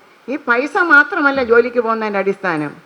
പൈസ മാത്രമാണോ? പൈസ അതിൻ്റെ ഒരു ഘടകം മാത്രമേ ആകുന്നുള്ളൂ. നമുക്ക് നമ്മളായിട്ടുള്ളൊരു ഇൻഡിവിജ്വാലിറ്റി ഇല്ലേ? നമുക്ക് നമ്മളായിട്ടുള്ളൊരു വ്യക്തിത്വമല്ലേ? നമുക്ക് ഇഷ്ടമുള്ളൊരു സാധനം ഒരു ഐസ്ക്രീം വാങ്ങിത്തരണം, അല്ലെങ്കിൽ എൻ്റെ അമ്മയ്ക്ക് എനിക്കൊരു പ്രസൻറ്റേഷൻ കൊടുക്കണം, അല്ലെങ്കിൽ എൻ്റെ കൂട്ടുകാർക്ക് എന്തെങ്കിലും കൊടുക്കണം. അയ്യോ തൊടുന്നതിനൊക്കെ ചേട്ടാ അത് ചേട്ടാ എനിക്ക് 50 രൂപ തരുമോ ചേട്ടാ, 100 രൂപ തരുമോ? പിന്നെ അത് എന്തിനാ, ആർക്കാ, അതിൻ്റെ ആവശ്യം ഇപ്പോൾ ഉണ്ടോ? 100,000 ചോദ്യം ഇങ്ങോട്ട് ചോദിക്കില്ല. അതിൻ്റെ ആവശ്യം ഇപ്പോൾ ഉണ്ടോ? ആവശ്യപ്പെടുന്ന നമുക്ക് ആവശ്യമുണ്ട്, പക്ഷെ അവർക്കത് ആവശ്യമല്ല. ഇതുപോലത്തെ 100 ചോദ്യങ്ങൾ പുരുഷന്മാരിൽ വരും. അപ്പോൾ എന്ത് വേണം നമുക്ക് എന്താ നമുക്ക് ഫിനാൻഷ്യൽ ഫ്രീഡം. സാമ്പത്തികം നമ്മുടെ കൈ കിട്ടുന്ന പൈസ ഒരു 10,000 കിട്ടുമെങ്കിൽ 2,000 ഒക്കെ പറയാം, കാരണം രണ്ട് നമുക്ക് കയ്യിൽ ഒപ്പിച്ച് വെക്കാമല്ലോ അല്ലേ. മുഴുവൻ പറയാൻ പറ്റിയില്ലെങ്കിലും പിന്നെ 8,000 കണക്ക് ചോദിച്ചിട്ടുണ്ടെന്ന് അതിനേക്കാൾ ചിലതൊന്നും ചോദിക്കത്തില്ല, ചോദിച്ചില്ലെങ്കിൽ നമുക്കൊരു കുറ്റബോധം, അയ്യോ ഞാൻ ചേട്ടനൊക്കെ പറഞ്ഞില്ലല്ലോ. വടി കൊടുത്ത് അടി വാങ്ങിയ പെണ്ണുങ്ങൾ അങ്ങനത്തെ സ്വഭാവമുണ്ട്, വടി കൊടുത്ത് അടി വാങ്ങും. അവർ ചോദിച്ചിട്ട് പോലും ഇല്ലെങ്കിലും പറഞ്ഞു എനിക്ക് 8,000 രൂപ കിട്ടിയേ, കിട്ടിയോടി എന്നാൽ ഒരു 5,000 രൂപ ഇങ്ങ് അടി രണ്ടും നോക്കും. നല്ല കാര്യമുണ്ട് ഇതൊക്കെ പോയി പറയണ്ടേ. ഞാൻ പറയുന്നതെന്ന് വെച്ചാൽ ബുദ്ധിപരമായിട്ട് നിൽക്കാൻ നമുക്ക് വിവേകം വേണം, ബുദ്ധിയും വേണം, കൂർമ്മ ബുദ്ധി എന്നും പറഞ്ഞ് അനാവശ്യമായിട്ട് കളയാനോ വീട്ടുകാരറിയാതെ ചെയ്യണമെന്നോ അല്ല ഞാൻ പറയുന്നത്. നമുക്ക് സ്വന്തമായിട്ട് എന്തെങ്കിലും മക്കൾക്കോ ഇപ്പം തന്നെ എൻ്റെ ബർത്ത്ഡേ ആണ്, അപ്പം ലീന എനിക്ക് ഡ്രസ്സ് വാങ്ങിത്തരും. ലീന കയ്യിലുണ്ടായിട്ടല്ലേ, അല്ലെങ്കിൽ എൻ്റെ മോൻ്റെ അടുക്കുന്ന പൈസ വാങ്ങി തരുമെന്ന് സ്വപ്നത്തിൽ പോലും കിട്ടത്തില്ലെന്ന് എനിക്കറിയാം. കാരണം അപ്പം അമ്മയ്ക്ക് ഇഷ്ടം പോലെ അലമാരിക്ക് തുണിയൊക്കെ, നിനക്ക് വേറെ വല്ല കാര്യമുണ്ട് ഇപ്പോൾ തുണിയെടുത്ത് കൊടുക്കേണ്ട കാര്യം, നീ ആ പൈസ ഇങ്ങിതാ, എനിക്ക് തന്നെ അവിടെ ജനൽ വെക്കണം, അവിടെ കതവ് വെക്കണം, മനസ്സിലായോ എന്ന് പറഞ്ഞതുപോലെ നമുക്ക് ഫിനാൻഷ്യൽ ഫ്രീഡം കിട്ടണമെങ്കിൽ സ്ത്രീകൾ ജോലിക്ക് പോയേ പറ്റൂ. അല്ലാത്തതിനെക്കുറിച്ച് നിങ്ങൾ ചിന്തിക്കുക പോലും ചെയ്യില്ല. നിങ്ങൾക്ക് ഇനി വീട്ടിൽ കെട്ടി വരുന്ന മരുമക്കളുണ്ടെങ്കിൽ ജോലിക്ക് വിട്ടോണം. ജോലിയുള്ള പെമ്പിള്ളേർ കെട്ടുക, അവർ സന്തോഷമായിട്ട് ജീവിക്കട്ടപ്പാ. അവരെ സിനിമയ്ക്ക് പോവുകയോ തൊട്ടതിനും പിടിച്ചാലും എല്ലാം നമുക്ക് ആണുങ്ങൾ പൈസ വെക്കുന്നത് വലിയ ബുദ്ധിമുട്ടല്ല, അത് ഒരുപ്പെട്ട നമുക്ക് നമ്മുടേതായിട്ടുള്ളൊരു അഭിമാനമില്ലേ, ഫിനാൻഷ്യൽ ഫ്രീഡം. പിന്നെ ലൈഫ് സ്റ്റൈലോ, നമുക്ക് ഈ പൈസ വരുമ്പോൾ നമ്മുടെ ലൈഫ് സ്റ്റൈൽ ആകപ്പാടെ മാറും അല്ലേ, മാറത്തില്ലേ? മാറണം. പിന്നെ പണ്ടത്തെ പോലെ എനിക്കാണെങ്കിൽ ചട്ടയും മുണ്ടും ഒക്കെ കൊടുക്കണമെന്ന് ആഗ്രഹമുണ്ട്. ഒരിക്കലെങ്കിലും ഒരു ദിവസം ചട്ടയും മുണ്ടും പാലൊക്കെ ഇട്ട ഞങ്ങളുടെ അമ്മച്ചിമാർ കൊടുക്കുന്ന പോലെ. എന്നാൽ അതെന്നും കൊടുത്തോണ്ട് നടക്കാൻ പറ്റുമോ? ഇല്ല. ഞാൻ ലൈഫ് സ്റ്റൈൽ മാറും. ലൈഫ് സ്റ്റൈൽ മാറുന്ന വെച്ചാൽ നമ്മുടെ ജീവിതചര്യകളെല്ലാം മാറും. പിന്നെ ടൈം മാനേജ്മെൻറ്റ് എങ്ങനെയാ? ടൈം മാനേജ്മെൻറ്റ് നമുക്കൊരു ടൈമിംഗ് ഉണ്ട്. നമുക്കറിയാം ഒരു 4 ദിവസം അടുപ്പിച്ച് ഓഫീസില്ലെങ്കിൽ പിരിച്ചെന്ന് നോക്കണം പെണ്ണുങ്ങളെ, കുളിക്കാതെ നനയ്ക്കാതെ നേരെ ഡ്രസ്സും ചെയ്യാതെ 4 ദിവസം അടുപ്പിച്ച് അവധി ഉണ്ടെങ്കിൽ ഓർക്കപ്പുറത്ത് അങ്ങോട്ട് ചെന്ന് കയറണം പെണ്ണുങ്ങളെ കാണാൻ. എന്തെന്നറിയാം, അത് സ്വാഭാവികമാണ്. അപ്പോൾ എന്നറിയാം, ഒരു ടൈം മാനേജ്മെൻ്റ് ഇല്ല, എപ്പോഴെങ്കിലും ഇല്ല. കാരണം അല്ലല്ലേ, ലീനയുടെ കാര്യത്തിലേക്ക് ഞാൻ വന്നില്ലല്ലോ. ഇത് ഞാൻ മൊത്തത്തിലുള്ള കാര്യങ്ങളല്ലേ പറയുന്നത്. ഇത് മൊത്തത്തിലുള്ള സ്ത്രീകളെ സംബന്ധിച്ച് പറയുന്ന കാര്യങ്ങളാണ്. അത് ഒരാളെന്നല്ല, എല്ലാവരും. എന്നാന്നറിയാം, ഇപ്പം എഴുന്നേറ്റിട്ട് വലിയ അത്യാവശ്യമൊന്നും ഇല്ലല്ലോ. അപ്പം നമ്മൾ എഴുന്നേക്കുന്ന ടൈമിംഗ് ഒന്ന് മാറ്റും. അപ്പം നമ്മൾ ഉച്ചക്കത്തെ രാവിലത്തെ ബ്രേക്ക്ഫാസ്റ്റ് നമ്മൾ എന്നാൽ 11 മണിയാവും. പിന്നെ ഉച്ചക്കത്തെ ഊണ് 3 മണിയാവും. പിന്നെ ചായ കൂടി 5 മണി 6 മണിയാവും. കാരണം നമ്മുടെ ടൈം മാനേജ്മെൻറ്റ് ജോലിക്ക് പോകുന്ന എല്ലാ സ്ത്രീകൾക്കും ഉണ്ടായിരിക്കും, അറിഞ്ഞോ അറിയാതെയോ ടൈം മാനേജ്മെൻറ്റ് വരും. കാരണം അവർക്ക് 10 ഇവിടെ ഓഫീസിലെത്തണ്ടേ. അപ്പോൾ എല്ലാ കാര്യങ്ങളും ഒരു അടുക്കും ചിട്ടയും ജീവിതത്തിന് വരണമെങ്കിൽ ജോലിക്ക് പോകണം. ജോലിക്ക് പോയേ പറ്റുമെങ്കിലേ അത് കിട്ടത്തുള്ളൂ. പിന്നെ ഇവിടെ പഞ്ചിങ് വല്ലതും കൂടെ വെക്കണം, അപ്പോൾ കറക്റ്റ് ടൈമിൽ ഇവിടെ ഒന്ന് കയറിക്കോളൂ. അങ്ങനെ തന്നെ വേണം പഞ്ചിങ്, ലേറ്റ് അപ്പോൾ ഞാൻ പറയാൻ കാര്യം, കറക്റ്റ് ടൈമിങ്ങിൽ വരണമെങ്കിൽ നമുക്ക് ടൈം മാനേജ്മെൻറ്റ് വളരെ അത്യാവശ്യമുള്ള കാര്യമാണ്. Financial freedom, time management, life style മാറും. പിന്നെ പേഴ്സണാലിറ്റി ഡെവലപ്മെൻറ്റ് എന്ന് പറഞ്ഞാൽ എന്താ? നമ്മൾ നല്ല വെൽ ഡ്രസ്സായിട്ടിരിക്കുന്ന, നല്ല പേഴ്സണാലിറ്റി, അതാണ് ഉദ്ദേശിക്കുന്നത്? അല്ല. നമ്മൾ നല്ല വെൽ ഡ്രസ്ഡായിട്ടുള്ള ഒരാളിനെ കണ്ടാൽ നമ്മൾ എന്ത് പറയും? നല്ല പേഴ്സണാലിറ്റി കേട്ടോ, അങ്ങനെയാണോ? അല്ല. അതിൻ്റെ ഒരു ഭാഗം മാത്രമേ ആവുന്നുള്ളൂ. പേഴ്സണാലിറ്റി എന്ന് പറയുമ്പോൾ എന്താ വരുന്നത് അതിനകത്ത്?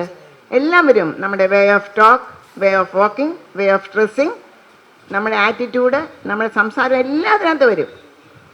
അവിടാണ് നമ്മൾ പേഴ്സണാലിറ്റി ഡെവലപ്മെൻറ്റ്. അത് നമ്മൾ ജോലിക്കൊക്കെ പോയി പലരുമായിട്ട് നമുക്ക് മിങ്കിൾ ചെയ്യാനുള്ള അവസരം കിട്ടുമ്പം നമ്മുടെ ആറ്റിറ്റ്യൂഡിന് മാറ്റം വരും. നമ്മുടെ ചിന്താമണ്ഡലങ്ങൾ മാറും. ചിന്താമണ്ഡലം മാറുമ്പം നമ്മുടെ ആറ്റിറ്റ്യൂഡ് ചേഞ്ച് വരും. അതനുസരിച്ച് നമ്മൾ ആറ്റിറ്റ്യൂഡ് ചേഞ്ച് ആയിട്ടൊരു കാര്യമില്ല, വി ഹാവ് ടു ആക്ഷൻ. അത് നമ്മൾ പ്രവർത്തി കൊണ്ടുവരണം. അപ്പോഴാണ് നമ്മുടെ ലൈഫ് സ്റ്റൈൽ അല്ലെങ്കിൽ നമ്മുടെ പേഴ്സണാലിറ്റി ഡെവലപ്മെൻറ്റ് നടക്കുന്നത്. അപ്പം നമ്മൾ ഇപ്പം നിങ്ങൾ കണ്ടതാ ഞാൻ ചുരിദാറൊക്കെ ഇട്ട്, പക്ഷേ അത് ഇന്നത്തെ ഈ സിറ്റുവേഷൻ അതാണ് കുറച്ചുകൂടെ സൗകര്യം.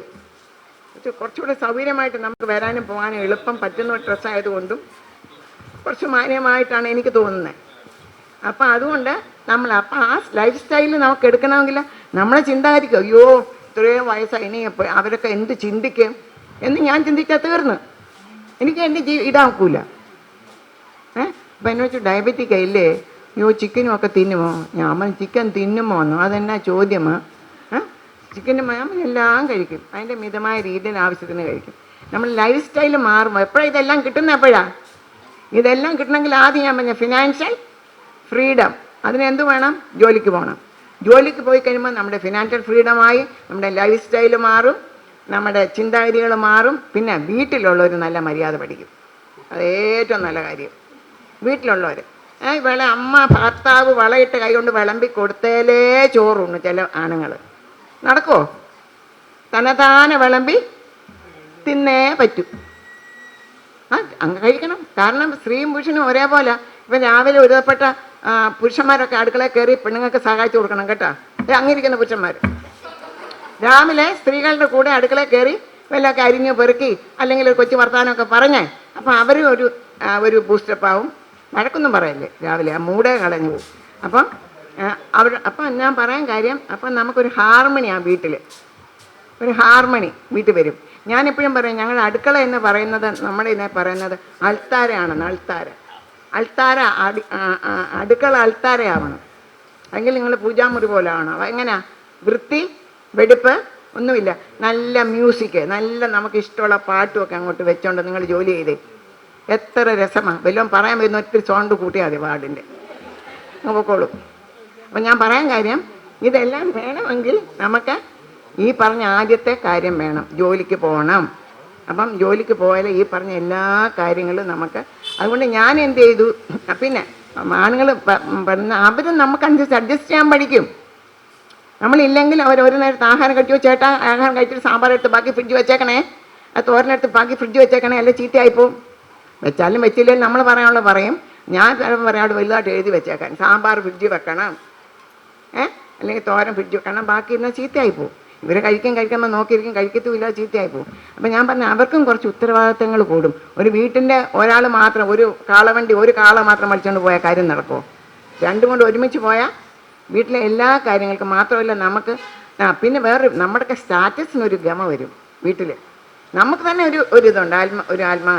ഞാൻ ചുമ്മാന്നല്ല, ഞാൻ ഇത്രയൊക്കെ ജോലിയൊക്കെ ചെയ്ത് ഇവിടെ പൈസ കൊണ്ടുവരുന്നുണ്ട്, അങ്ങനെ വലിയ ആളൊന്നും ആവണ്ട എന്നാൽ നമുക്കുള്ളിൽ, അങ്ങോട്ട് പറയാൻ ഇത്തിരി പേടിയാണെങ്കിലും ഉള്ളിൽ നമുക്കൊരു തോന്നും, അല്ലേ, വലിയ കമ്മയൊന്നും കടിക്കണ്ട, ഞാൻ എത്ര രൂപ കൊണ്ട് തന്നാ ഇപ്പം, എന്നാൽ നമുക്കുള്ളിലൊരു സ്റ്റാറ്റസ്. അത് നമുക്ക് നമ്മളോട് തന്നെ ആദ്യം തോന്നണം, നമുക്ക് തന്നെ ആദ്യം തോന്നണം. പിന്നല്ലേ വീട്ടിൽ ഇരിക്കുന്നവർക്ക് തോന്നുന്നത്. മനസ്സിലായോ? അപ്പം അതിന് തോന്നണമെങ്കിലും നമ്മൾ ഈ പറഞ്ഞ ജോർജ് കുട്ടി, കെയർ ഓഫ് ജോർജ് കുട്ടി എന്നല്ലേ പറഞ്ഞേ, അത് കൈ വേണം. മണി മാനേജ്മെൻറ്റ്, ഈ ടൈം മാനേജ്മെൻറ്റ് തന്നെയാണ് മണി മാനേജ്മെൻറ്റും. അതും വളരെ ഇമ്പോർട്ടൻ്റാണ്. Money management, time management, money management, നമ്മുടെ ലൈഫ് സ്റ്റൈല്, പേഴ്സണാലിറ്റി ഡെവലപ്മെൻറ്റ്. ഞാൻ ഓർഡറൊക്കെ എൻ്റെ തെറ്റിപ്പോയെന്ന് തോന്നുന്നു. ഇതെല്ലാം അനുസരിച്ച് നമുക്ക് വളരെ നല്ല രീതിയിൽ മൾട്ടി ടാലൻറ്റഡാണ്. നിങ്ങൾക്ക് പോലും അറിയത്തില്ല നിങ്ങൾക്ക് എന്തൊക്കെ കഴിവുകളുണ്ടെന്ന്. എനിക്കൊന്ന് കുറേയൊക്കെ BSS വന്നപ്പോൾ നിങ്ങൾ അറിഞ്ഞെന്ന് തോന്നുന്നു, അല്ലേ? പലർക്കും നമ്മളിലുള്ള കഴിവുകൾ എന്താണ് എന്ന്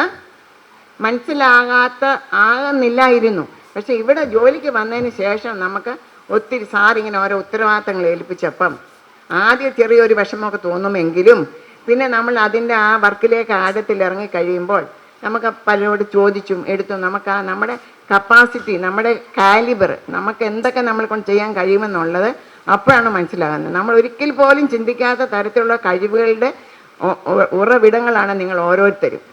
അപ്പം അത് നമ്മൾ തിരിച്ചറിയാനും കൂടെയാണ് ഈ ബന്ധുജന ശബ്ദം എന്ന ഈ വിഷയം സാറ് കണ്ടുപിടിച്ചെന്ന് എനിക്ക് വളരെ സന്തോഷം തോന്നി കേട്ടോ. ഇത് കാരണം അതുകൊണ്ടാണല്ലോ എനിക്കിന്ന് ഇവിടെ വന്ന് നിൽക്കാൻ ഒരു അവസരം ലഭിച്ചത്, ഈ ഒരു സബ്ജക്റ്റ് കിട്ടിയത് കൊണ്ട്. പിന്നെ ലീനയെ സംബന്ധിച്ച് പറയുകയാണെങ്കിൽ ദൈവത്തിൻ്റെ കൃപയാൽ വന്നപ്പോഴേ വളരെ മന്ദഹാസമുണ്ട് കേട്ടോ. എപ്പോഴും വളരെ പ്ലസൻറ്റ് ഫേസാണ്. ആലോചിച്ച് ചോദിക്കുക, അമ്മായിമ്മ കാണുമ്പോൾ ഇങ്ങനെ വെച്ചുകൊണ്ടിരുന്ന എൻ്റെ സ്ഥിതി എന്തായിരിക്കും? അല്ലെങ്കിൽ ഞാൻ പിന്നെ വല്ലപ്പോഴൊക്കെ കാണിക്കുമെന്ന് തോന്നുന്നു. അങ്ങനെ വേറൊന്നുമല്ല, കൊച്ചു കൊച്ചു കാര്യത്തിന്. പക്ഷെ പറയാം അപ്പം അങ്ങ് തീരും. ഞാൻ കൂടി വന്ന ലീന, എന്താ ലീന ഇത് ഇത്രയും മതി, ഒന്ന് പ്ലേറ്റ് മാറിയിരുന്നോ, അല്ല തുണി മാറി, ഇതൊക്കെ മതി എനിക്ക് കൊച്ചു. എനിക്കതൊക്കെ നിർബന്ധം, ഇന്ന സ്ഥലത്തിരിക്കണം, ഇതായിരിക്കണം, ഇങ്ങനെ എന്നൊക്കെ കൊച്ചു ചെറു ദുശാഠ്യങ്ങളൊക്കെ ഉണ്ട്. ഇത് പെർഫെക്റ്റ് ഒന്നും അല്ല ഞാനും. അല്ല, ഞാൻ പറയാൻ വന്നേ, ഇതൊക്കെ നമ്മൾ അഡ്ജസ്റ്റ് ചെയ്ത് പോകുമ്പം അഥവാ എന്തെങ്കിലും പറഞ്ഞാൽ തന്നെ ആ മിനിറ്റ് തന്നെ എന്നും ഇവിടെ അങ്ങനെ തന്നെയാണെന്നാണ് ഞാൻ കരുതുന്നത്. എപ്പോഴും സന്തോഷത്തോടെ ഉള്ളൊരു മുഖപ്രസാദം ഉള്ളത് എൻ്റെ വീട്ടിൽ ലഭിച്ച ഏറ്റവും വലിയൊരു ഭാഗ്യമായിട്ട് ഞാൻ കാണുന്നു. അല്ലെങ്കിൽ എൻ്റെ കാക്കറ കുക്കറ അവൻ റഫ് ആൻഡ് റഫാ, ഒന്നും പ്രശ്നമില്ല. പിന്നെ അങ്ങനെ ഒരു കാര്യം. പിന്നെ ലീന ഞങ്ങളുടെ വീട്ടിൽ ഒരാളിൻ്റെ മുമ്പിലോട്ട് ഇറങ്ങി വരാൻ പറഞ്ഞാൽ ഭയങ്കര പമ്മലാണ്. പങ്ങ ചമ്മി പണിഞ്ഞ് ഞാൻ ചോദിച്ചാൽ തന്നെ അവർ നമ്മൾ വല്ലതും വാങ്ങിയിട്ടുണ്ടോ, ഇങ്ങോട്ട് ഇറങ്ങി ലീന. അല്ലെങ്കിൽ പള്ളിയിലുള്ള പല പ്രോഗ്രാംസ് ഞങ്ങളുടെ വീട്ടിൽ പ്രയർ നടത്തുമ്പോഴൊക്കെ ഞാൻ പറയാറുണ്ട്, ലീന വന്ന് ഒന്ന് ബൈബിളിൻ്റെ ഒരു സ്ഥലം, അയ്യോ അമ്മ എൻ്റെ കൈ വിറയ്ക്കുന്നു, എൻ്റെ കാല് വിറയ്ക്കുന്നു, എൻ്റെ താടി വിറയ്ക്കുന്നു. ഞാൻ ഈ വിറയിലൊക്കെ മാറ്റപ്പ, ഇതായിരുന്നേ കാഴം കഴിഞ്ഞു. ഇപ്പം ഈ 14 വർഷം കൊണ്ട് ഒറ്റയടിക്കൊന്നും മാറുതല്ല ഇതൊന്നും കേട്ടോ. പതുക്കെ പതുക്കെ പതുക്കെ പതുക്കെ ഇവിടെ നിങ്ങളുടെ എല്ലാവരുടെയും ഇടപെടലും സാറ് ഇങ്ങനെ ഓരോ പ്രോഗ്രാംസ് ഏൽപ്പിച്ചും ധൈര്യപ്പെടുത്തി എഴുന്നേറ്റ് പറയാനായിട്ട് ഇവിടെയുള്ള എല്ലാവരും വളരെയധികം സപ്പോർട്ടീവാണ്. നിങ്ങൾ എല്ലാവരും ഇങ്ങനെ തന്നെയാണെന്നാണ് ഞാൻ കരുതുന്നത്. എനിക്ക് അറിഞ്ഞുകൂടാ, ഞാൻ ലീനയെക്കുറിച്ചാണ് പറയുന്നത്. എനിക്കത്ര അറിയില്ല. എങ്കിൽ തന്നെയും എല്ലാവരും നല്ല രീതിയിൽ പെർഫോം ചെയ്യുന്നുണ്ടെന്നാണ് ഞാൻ മനസ്സിലാക്കിയിരിക്കുന്നത്. അപ്പം ആ ലീന ഇപ്പോൾ ഉണ്ടല്ലോ, അമ്മ വായിക്കണോ, എവിടെ വായിക്കണം, ഇപ്പം ഞാൻ ഏറ്റമ്മ ഒരു പ്രശ്നമില്ല. ഞാൻ അത്ഭുതപ്പെട്ടു പോയി, റിയലി ഞാൻ കാരണം കഴിഞ്ഞ പ്രാവശ്യം പള്ളിയിൽ നിന്ന് വായിക്കണമായിരുന്നു. ഞാൻ വളരെ പേടിച്ച് വെച്ച് ചോദിച്ചാൽ ലീന പാഠം വായിക്കാം. ഞാൻ പറഞ്ഞു എനിക്ക് ഞാൻ അൾത്താരോട്ട് കയറുമ്പോൾ കാലെങ്ങാനും തട്ടി വീണെങ്കിലോ. അപ്പം ഞാൻ ചോദിച്ചു ലീന വായിക്കാം, പിന്നെന്ത് ഞാൻ വായിക്കാമ്മ. ഞാൻ അത്ഭുതപ്പെട്ടു പോയി. അപ്പം ഇതൊക്കെ സത്യം പറഞ്ഞാൽ ഒരു ഒരു ഒരു വലിയൊരു മാറ്റം തന്നെയാണ്. മാറ്റം അല്ലാതെ നമുക്ക് ഒരിക്കലും പറയാൻ പറ്റില്ല. പള്ളിയിൽ ഇപ്പം വീട്ടിലാണെങ്കിലും വന്നാൽ വായിക്കും. പിന്നെ ആൾക്കാരുള്ള ഇടപെടലിനായാലും ഒക്കെ ദൈവത്തിൻ്റെ കൃപയാൽ ഞങ്ങളുടെ പഴയ അമ്മച്ചിമാർ മൂരാച്ചികൾ ഞങ്ങളുടെ ചെങ്ങന്നൂന്ന് തിരുവല്ലായിൽ നിന്നൊക്കെ വരും. അവർ അയ്യോ മരുമോള് കണ്ടിട്ട് അവിടെ ഇരിക്കാൻ പറഞ്ഞില്ലല്ലോ. അപ്പം ഞാൻ വരുമ്പോഴേ പറയും ഇന്ന പാട്ടുകളാണ് വരുന്നത്, അയ്യോ അമ്മച്ചി ചായ വേണം, ഇത് വേണം എന്നൊക്കെ ചോദിച്ചോണം എന്നൊക്കെ ഇങ്ങനെ പറയും, മനസ്സിലായോ? അപ്പോൾ അവിടെ ഒക്കെ അത് വളരെ ഒരു ഇതായി. പിന്നെ ഞാൻ നേരത്തെ പറഞ്ഞ സ്റ്റാറ്റസ്, നമുക്ക് ജോലി ഉള്ളപ്പോൾ നമ്മുടെ വീട്ടിൽ നമുക്കൊരു അഭിമാനമുണ്ട്. നമ്മുടെ ഭർത്താവിന് നമുക്കൊരു അഭിപ്രായം ചുമ്മാതെ പുറമേ കാണിക്കുന്നില്ലെന്നോ, പക്ഷേ ഉണ്ട്. പിന്നെ നീ ജോലിക്ക് പോയില്ലെങ്കിൽ മറ്റേതാ, ചുമ്മാ വെറുതെ പറയുന്ന. പക്ഷേ അവർക്ക് നമ്മളെക്കുറിച്ചൊരു മതിപ്പുണ്ട്, മക്കൾക്ക് നമ്മളെക്കുറിച്ചൊരു മതിപ്പുണ്ട്. പിന്നെ നമ്മൾ പിന്നെ ഏറ്റവും പ്രധാനം എന്നും രാവിലെ കുളിച്ച് വൃത്തിയായി പെണ്ണുങ്ങൾ ഒരുങ്ങി പോകുന്നത് തന്നെ ഒരു ഐശ്വര്യമാണ്. അപ്പം തന്നെ ഒരു ബ്യൂട്ടി പാർലറും പോകണ്ട, ഡെയിലി ഈ കുളി ഈ മേക്കപ്പ് മാത്രം മതി, അറിയാതെ. പിന്നെ എപ്പോഴും പ്ലസൻ്റ് ഫേസും, അത് ഒരു പൈസയും കൊടുക്കാതെ നമുക്ക് കിട്ടുന്ന ഒരു സൗന്ദര്യമാണ്. അപ്പം ആ ഒരു ലൈഫ് സ്റ്റൈൽ നമുക്ക് വീട്ടിൽ ജോലി പെടുത്തോണ്ടിരുന്നാൽ കിട്ടുമോ? 10 മണിക്ക് എന്നിട്ട് 12 മണിക്ക് കുളിച്ചിട്ട് വല്ലതും നടക്കുമോ? ജോലിക്ക് പോയില്ലെങ്കിലത്തെ കാര്യമാണ് ഞാനീ പറയുന്നത്.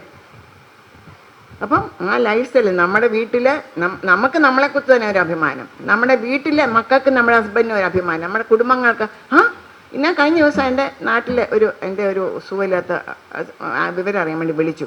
അപ്പോൾ എൻ്റെ ഒരു ചേച്ചി, അപ്പം ഞാൻ പറഞ്ഞു എന്തുകൊണ്ട് ഇത് വിശേഷം? അമ്മ കുഴപ്പമൊന്നുമില്ല. മൂത്ത മരുമോളും എന്ത് ഞാൻ ജോലിക്ക് പോയി. നമുക്ക് ജോലി ഉണ്ടോ? ഞാൻ പറഞ്ഞു എത്ര വർഷമായി ജോലിക്ക് പോകുന്നു. അയ്യോടീ ഞാൻ അറിഞ്ഞില്ല.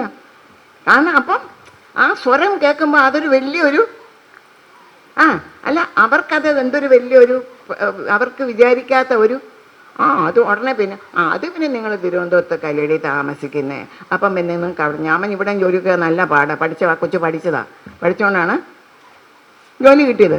ഞാൻ പറഞ്ഞ 10 വർഷമായി. അപ്പം ഞാൻ പറയാൻ വരിക, അപ്പം നമ്മുടെ ജോലി ഉണ്ടെന്ന് പറയുമ്പോൾ അതിൻ്റെ ആയിട്ടുള്ളൊരു മഹിമ നമുക്കുണ്ട്. അത് ഞാൻ അനുഭവിച്ചറിയുന്നതുകൊണ്ടാണ് ഞാൻ പറയുന്നത്. വീട്ടിലുള്ളതിൽ നമുക്കൊരു സ്റ്റാറ്റസ്, നമ്മുടെ വീട്ടിലുള്ളവർക്കൊരു സ്റ്റാറ്റസ്, ആദ്യം നമുക്ക്, പിന്നെ നമ്മുടെ കുടുംബത്തിന്, പിന്നെ നമ്മുടെ സൊസൈറ്റിക്ക്, നമ്മൾ ഇടപെടുന്ന കമ്മ്യൂണിറ്റിക്ക് എല്ലാം നമ്മൾ വെറും ഒരു ജോലിയും കൂലിയും ഇല്ലാത്ത ഒരമ്മയല്ല, അല്ലെങ്കിൽ ഒരു ലേഡി അല്ല. അത് അവരെ കാണുമ്പോൾ അറിയാം, അവിടെ പോക്കും വരുമ്പം കാണുമ്പോൾ അറിയാം, അവിടെ പേഴ്സണാലിറ്റി കാണുമ്പോൾ അറിയാം അവർക്ക് ജോലിയുണ്ട്. അപ്പം അതൊക്കെ ഇപ്പം ഞാൻ പറഞ്ഞൊക്കെ ലീനയുടെ കാര്യങ്ങളാണ് ഞാൻ പറയാൻ വന്നത്. വന്ന സമയത്ത് ഉള്ള ലീന അല്ല ഇപ്പം, ഒത്തിരി മാറി, ഒത്തിരി ഒരു കുറേയൊക്കെ അതിനിപ്പം പതുക്കെ വീട്ടിനകത്തൊരു പ്രാർത്ഥന വന്നാൽ പതുക്കെ വായിക്കാനൊക്കെ ധൈര്യപ്പെട്ടു. പക്ഷെ കഴിഞ്ഞ മാസമാണെന്ന് തോന്നുന്നു, കഴിഞ്ഞ 2 ദിവസം മുമ്പ് ഒരു ഇതും ഇല്ലാതെ സൂപ്പറായിട്ട് പോയിന്ന് വായിച്ചുകൊണ്ട് വന്നു, ഒരു തെറ്റും കൂടാതെ. അപ്പം എൻ്റെ അവിടെ ഉള്ള ആൾക്കാർ അയ്യോ അത് മരുമോളല്ലായിരുന്നു. ഞാൻ അതെ എന്നേ വായിക്കുമായിരുന്നു നിങ്ങൾ, അന്നല്ലേ എനിക്ക് പറയാൻ പറ്റുള്ളൂ. ഞാൻ എന്നേ വായിക്കുമായിരുന്നു, നിങ്ങളൊന്നും അവസരം കൊടുക്കാത്തതുകൊണ്ടല്ലേ. ഇനിയിപ്പം നമ്മളൊക്കെ ഒതുങ്ങിയിട്ട് പിള്ളേർ കയറട്ടെ സ്റ്റേജിലേക്ക്, അങ്ങനെ അങ്ങനെ ആക്കി. പിന്നെ കുടുംബത്തിലുള്ളവർ ഇപ്പം എൻ്റെ മോൻ അങ്ങനെ ഒന്നും അഡ്ജസ്റ്റ് ചെയ്യുന്ന ആളെയല്ല, പക്ഷേ ഇപ്പം തന്നെ ചോറൊക്കെ തന്നെ വിളമ്പി പിന്നെ അല്പമൊക്കെ സഹായിച്ചും കൊടുക്കും ലീനെ കേട്ടോ. മീനൊക്കെ ആണെങ്കിൽ ഇങ്ങനെ ഞാൻ കട്ട് ചെയ്ത് തരാം, നീ അതെന്നൊക്കെ പറഞ്ഞ് ഒരാൾ ഇപ്പം വന്നാൽ ഒന്നും ചെയ്തില്ല. ഇപ്പം വന്നില്ലേ എന്നെ വണ്ടി കൊണ്ട് വിട്ടത്, അതൊന്നും ചെയ്തില്ല. ലീന ഹസ്ബൻഡ് അതെല്ലാം അവൻ വാങ്ങിച്ച് പിടിച്ച് കൊണ്ട് കൊടുക്കും. ഇദ്ദേഹം എല്ലാം സഹായിച്ചൊക്കെ കൊടുക്കും. അത് പിന്നെ മീനൊക്കെ ആണെങ്കിൽ മുറിച്ചും അതൊക്കെ അരിഞ്ഞ് ഉള്ളിയൊക്കെ അരിഞ്ഞൊക്കെ ഒത്തിരി ഹെൽപ്പ് ചെയ്യും. അപ്പോൾ ഇതെല്ലാം ഞാൻ പറയാൻ വന്നത്, നമ്മുടെ ഇവിടെ ജോലിക്ക് വന്ന അല്ലെങ്കിൽ ബന്ധുജന ശബ്ദം എന്ന് പറയുന്ന ലീനയുടെ കൂടെ താമസിച്ച് ആ ലീനയിൽ വന്ന മാറ്റമാണ് ഞാനീ പറഞ്ഞതൊക്കെ. ഒന്ന്, മനുഷ്യരെ ഫേസ് ചെയ്യാനുള്ള ധൈര്യമായി, ഓരോ പ്രശ്നങ്ങൾ വന്നാൽ അതിലെ കൈകാര്യം ചെയ്യാനുള്ള കഴിവ് വന്നു. പിന്നെ മറ്റുള്ളവർക്ക് നല്ല രീതിയിൽ പെരുമാറാൻ പഠിച്ചു. പിന്നെ നേരത്തെ പറഞ്ഞതുപോലെ പിള്ളേർ നമ്മളെ ട്രെയിൻ ചെയ്യുന്ന അനുസരിച്ചിരിക്കും നമ്മുടെ കുട്ടികൾ. അപ്പോൾ ജോലിക്ക് പോകുന്ന എല്ലാ അമ്മമാരുടെയും കുഞ്ഞുങ്ങൾ ഈ ജോലിക്ക് പോകാതിരിക്കുന്ന അമ്മമാരുടെ കുഞ്ഞുങ്ങളെക്കാളിലും ബെറ്ററാണ്. അതൊക്കെ ശ്രദ്ധിച്ചിട്ടുണ്ടോ? ജോലിക്ക് പോകുന്ന അമ്മമാരുടെ കുട്ടികളാണ് എപ്പോഴും ബെറ്റർ. കാരണം they are forced to do. അവർക്ക് വീട്ടിൽ വന്ന് അമ്മ ആഹാരം എടുത്ത് തന്ന് കഴിക്കാൻ ഒക്കുമെന്ന് അവർക്കൊരിക്കലും പ്രതീക്ഷയില്ല. കാരണം എന്താണ്, അമ്മ വിളമ്പി കൊടുത്തേ അല്ലേ അവർക്ക് തനി എടുത്ത് കഴിച്ചാലേ കഴിക്കാൻ പറ്റുമെന്ന് അറിയാവുന്നതുകൊണ്ട് അവർ ഓട്ടോമാറ്റിക്കായിട്ട് ഫുഡ് എടുത്ത് കഴിക്കും, ആ പാത്രം കഴുകി വെക്കും. അതിനകത്ത് നമ്മൾ അയ്യോ എല്ലാം വാരി കൈ കൊടുത്തുകൊണ്ടിരുന്ന ആ കുഞ്ഞ് ഒറ്റയ്ക്ക് ഒരിക്കലും ഇൻഡിപെൻഡൻ്റ് ആവത്തില്ല. അപ്പോൾ എപ്പോഴും ജോലിക്ക് പോകുന്ന അമ്മമാരുടെ അവിടെ ഞാൻ പറയാൻ വന്ന അവിടെ ഞങ്ങൾക്ക് വീട്ടിൽ ഒരു മോളുണ്ടല്ലോ, തന്നെത്താനെ എഴുന്നേറ്റ് തന്നെത്താനെ അത്യാവശ്യം തന്നെത്താനെ ചൂടാക്കി ഓംലേറ്റോ എന്താണെന്ന് വെച്ചാൽ ഇഷ്ടമുള്ളതൊക്കെ തന്നെത്താനെ ഉണ്ടാക്കി കഴിക്കുക, അല്ലാണ്ട് നടക്കത്തില്ലെന്നറിയാം. അപ്പോൾ they are forced to do. നമ്മൾ നിർബന്ധിതരാകും അവർ ചെയ്യാൻ വേണ്ടി. അപ്പോൾ ഇതെല്ലാം നമ്മുടെ വീട്ടിൽ വന്ന മാറ്റങ്ങളാണ്. വീട്ടിൽ മൊത്തത്തിൽ മാറ്റം സംഭവിക്കും പക്ഷെ അത് നമ്മൾ ബുദ്ധിപൂർവം ഒരു കാര്യം നമുക്കറിയാം. നമ്മൾ ഒരു കാര്യം ഞാൻ പോകുന്നു കേട്ടോ, ഇതൊന്ന് ചെയ്തേക്കണേ, ഈ സ്വരവും അയ്യോ ഞാൻ പോവാ ചേട്ടാ ഒന്ന് വെച്ചേക്കണേ, ഇത് തമ്മിൽ എങ്ങനെയുണ്ട് വ്യത്യാസം? ഇതേത് പറഞ്ഞാലാണ് കേൾക്കുന്നത്? ആദ്യം പറഞ്ഞ വെച്ചാൽ അവിടെ ഇരിക്കേ ഉള്ളൂ, നിങ്ങൾ ചെന്നങ്ങ് എടുത്ത് വെക്കേ ഉള്ളൂ. അപ്പോൾ അതാ ഞാൻ പറഞ്ഞു. അപ്പം അതാണ് നമുക്ക് ബുദ്ധിപരമായിട്ട് നമ്മൾ കൈകാര്യം ചെയ്യണമെന്ന് പറയുന്നത്. ഇതൊക്കെ നമുക്ക് ഇവിടെ വന്ന് ഞാൻ ഇന്നാളെ വിചാരിക്കാൻ ഇവിടെ നിങ്ങൾക്ക് ഓരോരുത്തർക്ക് കിട്ടുന്ന ഭാഗ്യങ്ങൾ ഇവിടെ എല്ലാം ആ സാറ് കൊണ്ടുവന്ന് ഞാൻ ഇനി സാറിനൊക്കെ പറയാം, സാറ് എന്നെ കൂടെ എന്തിനകത്ത് ഈ കുടുംബത്തെ ഉൾപ്പെടുത്ത്.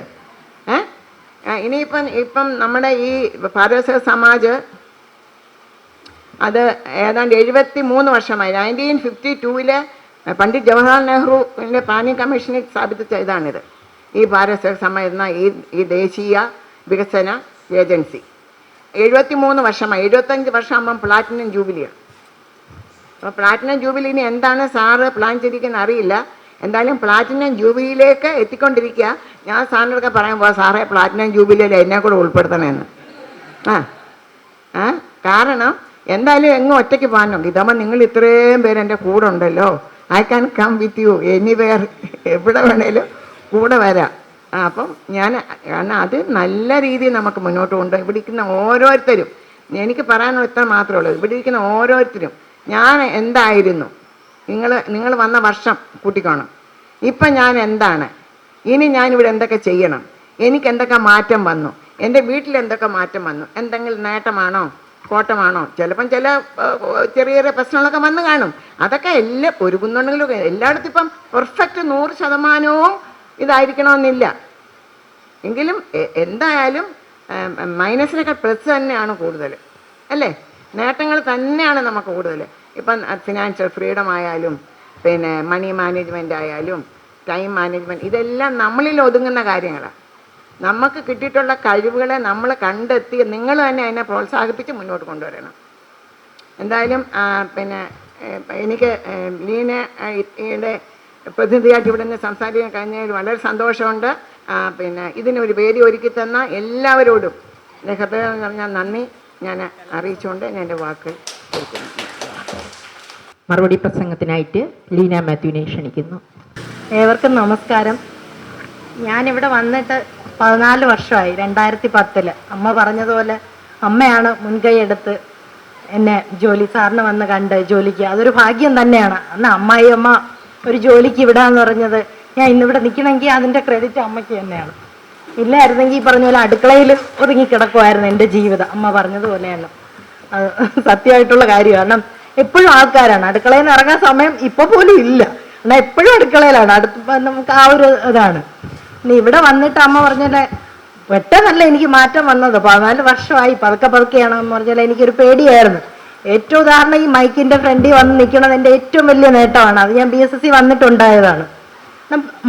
മൈക്കിൻ്റെ അടുത്തോട്ട് വരാനേ പേടിയായിരുന്നു. ഞാനിപ്പോൾ സംസാരിക്കുന്നുണ്ടെങ്കിൽ അത് തീർച്ചയായിട്ടും ഇവിടെ ജോലിക്ക് വന്നതും എല്ലാവരുടെ സപ്പോർട്ടും കൊണ്ട് മാത്രമാണ്. സാറ് നമ്മളെ ഓരോന്ന് ഏൽപ്പിക്കുമ്പോൾ ഉത്തരവാദിത്വം നമുക്ക് കൂടി വരുവാണ്. അത് ചെയ്യണം എന്നുള്ള ഒരു ഇതാണ് നമ്മളെ ഇവിടെ കൊണ്ടെത്തിക്കുന്നത്. ഭയങ്കര ഒരു ഓപ്പർച്യൂണിറ്റിയാണ് സാറ് കൊടുക്കണം. അമ്മ പറഞ്ഞതുപോലെ നമുക്ക് ഈ പറയുമ്പോൾ ആദ്യം അയ്യോ പറ്റൂല വേണ്ട എന്നൊരിത് ശരിയാണ്. പക്ഷെ നമ്മളാ ചെയ്തു വരുമ്പോൾ നമ്മൾ തന്നെ പറഞ്ഞ പോലെ സ്വന്തം നമുക്ക് പറഞ്ഞപ്പോഴാണ് ഞാൻ ചിന്തിക്കണം, 14 വർഷം ഞാൻ എന്തുമായിരുന്നെന്ന് ഞാൻ ചിന്തിക്കുന്നത് സത്യമാണ്. അതൊരു നേട്ടമാണ്. എന്നെ സംബന്ധിച്ച് ഞാൻ ഒരുപാട് ഒതുങ്ങിയ ആയിരുന്നു. ഒരു ജീവിതവും കുറച്ച് അങ്ങനെ ആയിരുന്നു പപ്പയുടെ അമ്മയുടെ, അതുകൊണ്ട് ഭയങ്കരമായിട്ട് ഒതുങ്ങിയായിരുന്നു. പിന്നീടുള്ള ഇവിടെ വന്ന് എല്ലാവരെയും കണ്ട് ഒരുപാട് മാറ്റം വന്നു. ജോലിയിൽ ഞാൻ സർട്ടിഫിക്കറ്റ് സെക്ഷനിലാണ്. അപ്പോൾ ആ സർട്ടിഫിക്കറ്റ് എന്നെ പുറകിൽ സൈൻ ചെയ്യണത് ഇപ്പം എടുക്കണവരാണല്ലോ, അതൊരു അഭിമാനമാണ്. എത്ര കുട്ടികളിൽ അത് പോയിരിക്കുവാണ്. അപ്പം അതും വലിയൊരു നേട്ടം തന്നെയാണ്. ഞാൻ വീട്ടിലിരുന്നെങ്കിൽ ഇതൊന്നും ആകത്തില്ലായിരുന്നു. അതും BSSൽ വന്നിട്ടുള്ളൊരു നേട്ടമാണ്. പിന്നെന്താ, പിന്നെ ഇവിടെ ഉള്ള എല്ലാവരും ഒരു കുടുംബം പോലെയാണ്. എല്ലാവരും നല്ല സഹകരണമാണ്. അതാണ് ഏറ്റവും നമുക്ക് ഒരു വയ്യാതെ കിടന്നാൽ പോലും ഒന്ന് അന്വേഷിച്ച് വരാനും ആൾക്കാരുണ്ട് എന്നുള്ളൊരു അതെല്ലാം ജോലിക്ക് വന്നതിന് ശേഷമുള്ള മാറ്റം. അമ്മ പറഞ്ഞ പള്ളിയിൽ വീട്ടിൽ പോലും ഞാൻ ബൈബിൾ വായിക്കാൻ ഒരു 10 പേര് കൂടെ ഇരുന്നാൽ ഞാൻ ബൈബിൾ വായിക്കില്ലായിരുന്നു. ഞാൻ പുറകോട്ടേ നിൽക്കത്തുള്ളൂ. ഒരിക്കൽ പേര് കൊടുത്തിട്ട് പോലും നമ്മുടെ ഇടവക പ്രോഗ്രാമിന് ഒരു പ്രോഗ്രാമിന് ഇതേപോലെ എൻ്റെ പേര് കൊടുത്തായിരുന്നു. പക്ഷെ എനിക്ക് ഭയങ്കര ടെൻഷനായിരുന്നു. സ്റ്റേജിൽ കയറി ഞാൻ ലാസ്റ്റ് നിമിഷമായപ്പോൾ ഞാൻ മാറിക്കളഞ്ഞു. നീതുവിൻ്റെ അടുത്ത് പറഞ്ഞു, നീതു എന്നെ കൊണ്ട് പറ്റൂല. അനിയൻ്റെ വൈഫ് നീതുവാണ് എനിക്ക് വേണ്ടി കയറിയത്. അപ്പോൾ ബൈബിൾ വായിക്കാമെന്ന് ചോദിച്ചപ്പോൾ ഞാൻ കൂളായിട്ട് പറഞ്ഞ പോലെ ഞാൻ വായിച്ചോളാം. അമ്മ എന്നെ ഞെട്ടിപ്പോൾ അമ്മയുടെ ഫ്രണ്ട് രാത്രി വിളിച്ച് ചോദിച്ചെന്ത് ലീനെ കൊണ്ട് പറ്റുമോ എന്ന് ചോദിച്ചു. ഞാൻ അത് കേട്ടായിരുന്നു, അമ്മയുടെ അടുത്ത് ചോദിക്കുവാണ്. അപ്പം അമ്മ പറഞ്ഞു കുഴപ്പമില്ല വായിക്കും. അമ്മയ്ക്കും പക്ഷേ എനിക്ക് തോന്നുന്നു പേടിയായിരുന്നെന്ന് തോന്നുന്നു. കാരണം അമ്മ ഇതുവരെ കണ്ടിട്ടില്ല ഞാൻ ബൈബിൾ അവിടെ പള്ളി കയറി വായിക്കണം. ഒരു 450-500 പേരോളം ഉണ്ട് അവിടെ. അപ്പോൾ എനിക്ക് ഒരു ടെൻഷനാണ്, ഇത്രയും പേര് അഭിമുഖീകരിച്ച് നിന്ന് അങ്ങ് വായിക്കാമെന്ന് പറയണത് ഒരു പേടിയായിരുന്നു. അതും നടന്നു. അതൊക്കെ എനിക്കുള്ളൊരു മാറ്റമാണ്. അതിൽ എനിക്ക് തന്നെ അഭിമാനമുണ്ട്. പിന്നെ ഫിനാൻഷ്യലി ഞാനിപ്പോൾ എൻ്റെ ഹസ്ബൻഡിനെ ഞാൻ ഇവിടെ നിന്ന് കിട്ടുന്ന സാലറി കൊണ്ടും ഒക്കെ ഞാൻ ഒരുപാട് ഈ 14 വർഷം കൊണ്ട് ഞാനങ്ങ് സഹായിച്ചിട്ടുണ്ട്. എന്നാൽ കഴിയണത് എനിക്ക് പറ്റിയിട്ടുണ്ട്. അതും എൻ്റെ ഒരു ജോലി ഉള്ളത് കൊണ്ടാണ് എനിക്ക് അങ്ങനെ ചെയ്യാൻ പറ്റിയത്. ഇപ്പം എൻ്റെ കുഞ്ഞിനായാലും ഇപ്പം ഒറ്റയ്ക്ക് എനിക്ക് അവിടെ പോകാനുള്ളൊരു ധൈര്യമുണ്ട്. ഞാനും എൻ്റെ മോളും പുറത്തൊക്കെ പോകാറുണ്ട്. മോൾക്ക് എന്തെങ്കിലും വാങ്ങിച്ചു കൊടുക്കണമെങ്കിൽ പോലും ഈ പറഞ്ഞ പോലെ ഹസ്ബൻഡിനെ ആശ്രയിക്കേണ്ട കാര്യമില്ലല്ലോ. എൻ്റെ കാര്യമായാലും എനിക്കങ്ങ് ചെയ്യാനുള്ളൊരു പ്രാപ്തി, ഇതെല്ലാം ജോലി കിട്ടിയത് കൊണ്ടുള്ളൊരു ആണ്. സത്യം പറയാൻ വഴക്കൂടുമ്പോൾ പോലും പറയും ഞാൻ ഇവിടുന്ന് ഇറങ്ങി പോകുന്നു, അതൊരു അഹങ്കാരം ജോലി ഉള്ളത് കൊണ്ടാണ് കേട്ടോ. പറയും പോയി എനിക്ക് ഹോസ്റ്റലിൽ ചെന്നാൽ എനിക്ക് ജീവിക്കാനുള്ളതുണ്ട്, അതും സത്യമായിട്ട് ജോലി ഉള്ളത് കൊണ്ടുള്ള പിന്നെ പോകത്തില്ല. നമ്മൾ ദേഷ്യം വരുമ്പോൾ ചുമ്പോൾ പറയുമല്ലോ ആ ഒരു ഇത് കാരണം. അപ്പം എല്ലാം ഒരു മാറ്റമാണ്. സാറെ ഏൽപ്പിക്കണ ജോലി അത് എത്ര ഭംഗിയാക്കാൻ പറ്റും എന്നുള്ള നമുക്കത് ഇനിയും ചെയ്യും. അതെല്ലാം ഒരു കഴിവാണ്. ഒരുപാട് മാറി, ഒരുപാട് ഇവിടെ ആയാലും ടീച്ചറായാലും സപ്പോർട്ട്, സാറിൻ്റെ പ്രോത്സാഹനം ഭയങ്കരമായിട്ടൊരു ഇതാണ്. നമ്മളത് പ്രോത്സാഹിപ്പിച്ച് കൊണ്ടുവരിക എന്നുള്ളത് എല്ലാവർക്കും അവസരമാണ്, ആർക്കും ഒന്നല്ല. ഇവിടെ ഉള്ള എല്ലാവർക്കും സാർ അവസരം കൊടുക്കണം. നമ്മളായിട്ട് മാറി നിൽക്കുകയാണെന്നാണ് എനിക്ക് തോന്നുന്നത്. കൊടുക്കാറുണ്ട്. ടീച്ചറായാലും മഞ്ജു ടീച്ചറായാലും എല്ലാവരും സപ്പോർട്ടാണ്. പിന്നെ എൻ്റെ പേഴ്സണലി പറയുകയാണെങ്കിൽ ബിന്ദു ചേച്ചി എൻ്റെ അടുത്തിരുന്നുകൊണ്ട് എന്നെ ഒരുപാട് സപ്പോർട്ട് ചെയ്തിട്ടുണ്ട്. കാരണം എൻ്റെ ഫാമിലി എന്ത് കാര്യമായാലും ഞാനിങ്ങനെ ചേച്ചിയുടെ അടുത്താണെല്ലാം തുറന്ന് പറയണം, അടുത്തിരിക്കണമുണ്ട്.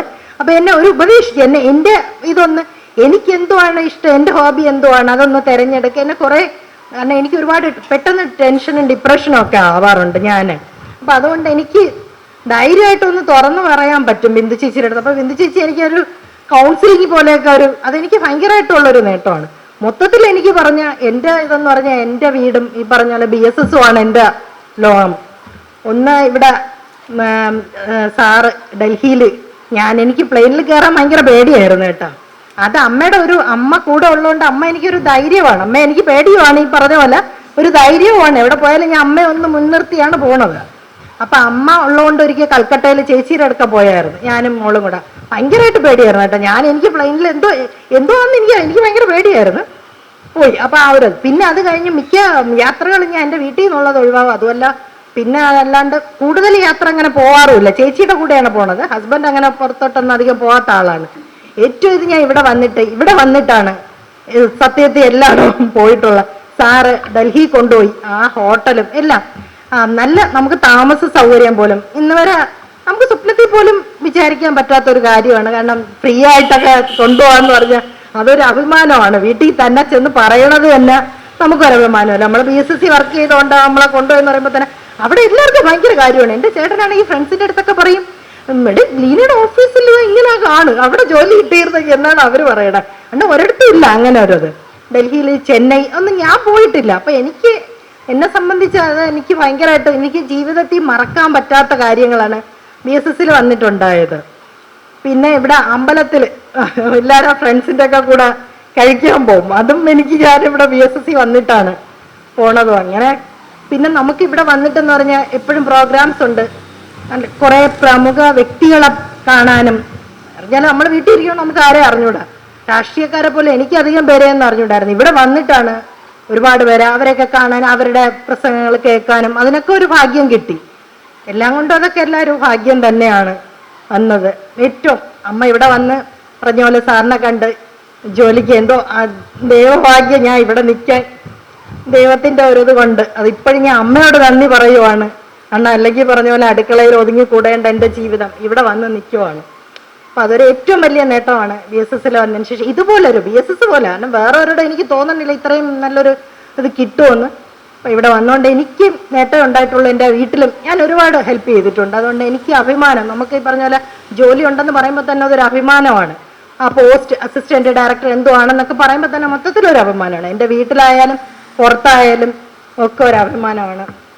അത്രയേ ഉള്ളൂ, നിർത്തുന്നു. നമ്മുടെ വിശിഷ്ട വ്യക്തിക്ക് ഭാരതീയ സമാജിൻ്റെ സ്നേഹോപകാരം കൈമാറാനായിട്ട് BSSൻ്റെ പ്രോജക്ട് ഡയറക്ടർ ശ്രീമതി ബിന്ദു രാജേന്ദ്രനും ശ്രീമതി സജിത മാഡത്തിനെയും ക്ഷണിച്ചുകൊള്ളുന്നു.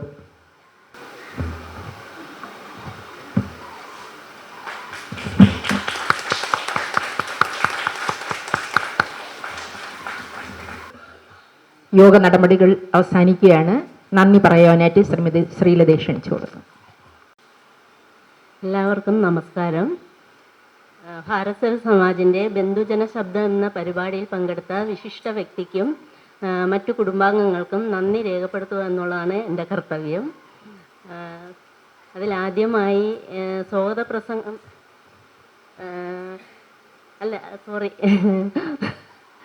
ഒരു കൂട്ടുകുടുംബം പോലെ പ്രവർത്തിച്ചു വരുന്ന ഈ പ്രസ്ഥാനത്തിലെ പ്രവർത്തകർക്ക് എല്ലാവിധ സപ്പോർട്ടും ഇങ്ങനെ ഒരു വേദി ഒരുക്കി തന്ന BSSൻ്റെ സാരഥിയും ദേശീയ ചെയർമാനുമായ BS ബാലേന്ദ്ര സാറിനാണ് എൻ്റെയും BSS കുടുംബാംഗങ്ങളുടെയും പേര് നന്ദി രേഖപ്പെടുത്തിക്കൊള്ളുന്നത്.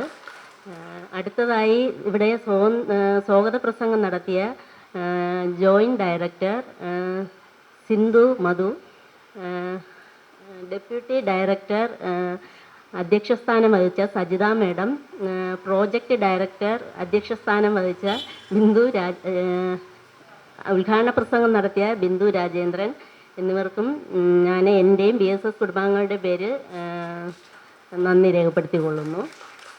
പിന്നെ നമ്മുടെ ക്ഷണം സ്വീകരിച്ച് ഇന്നിവിടെ വന്നത് സോഷ്യൽ വെൽഫെയർ ഡിപ്പാർട്ട്മെൻറ്റിൽ നിന്നും സൂപ്രണ്ടായി റിട്ടയർഡ് ചെയ്ത ശ്രീമതി ലീന നൈനാൻ മാഡമാണ്. മാഡം ഒരു മുൻകാല BSS പ്രവർത്തകയും ലീനാജിത്തിൻ്റെ അമ്മായിയമ്മയും കൂടെയാണ്. മാഡം BSSലെ പ്രവർത്തനങ്ങളെക്കുറിച്ചും മുൻകാല പ്രവർത്തനങ്ങളെക്കുറിച്ചും ഇപ്പോഴത്തെ പ്രവർത്തനങ്ങളെക്കുറിച്ചും ലീനയ്ക്ക് വന്ന മാറ്റങ്ങളെല്ലാം കുറിച്ച് വ്യക്തമായി സംസാരിച്ചറിഞ്ഞ് അതിലുപരി മാഡം സ്ത്രീകളുടെ സ്വാതന്ത്ര്യത്തിന് വേണ്ടിയും അവരുടെ മുന്നേറ്റത്തിന് വേണ്ടിയും ഇത്രയും സ്വാതന്ത്ര്യ ബുദ്ധിയോടുകൂടി സംസാരിച്ചതിൽ നന്ദി മാഡം. ഇവിടെ വന്ന് ലീന ഈ BSSൽ ചെയ്ത പ്രവർത്തനം കുടുംബത്തിൽ എത്രമാത്രം സ്വാധീനം ചെലുത്തി എന്നുള്ളത് അമ്മയുടെ പ്രസംഗത്തിൽ നിന്ന് തന്നെ നമുക്ക് മനസ്സിലാക്കാൻ കഴിഞ്ഞു. അമ്മ ഇവിടെ വന്നതിലും നമ്മളോടൊപ്പം ഇത്രയും സമയം സംസാരിച്ചതിലും എൻ്റെയും BSS കുടുംബാംഗങ്ങളുടെ പേര് നന്ദി രേഖപ്പെടുത്തിക്കൊള്ളുന്നു. ഡയറക്ടർ ജനറൽ മഞ്ജു മാഡം, അഖിലേന്ത്യാ ജനറൽ സെക്രട്ടറി ജയ മാഡം, വേദിയിലിരിക്കുന്ന മറ്റു സുഹൃത്തുക്കൾ എല്ലാവർക്കും എൻ്റെ നന്ദി രേഖപ്പെടുത്തുന്നു. നന്ദി, നമസ്കാരം.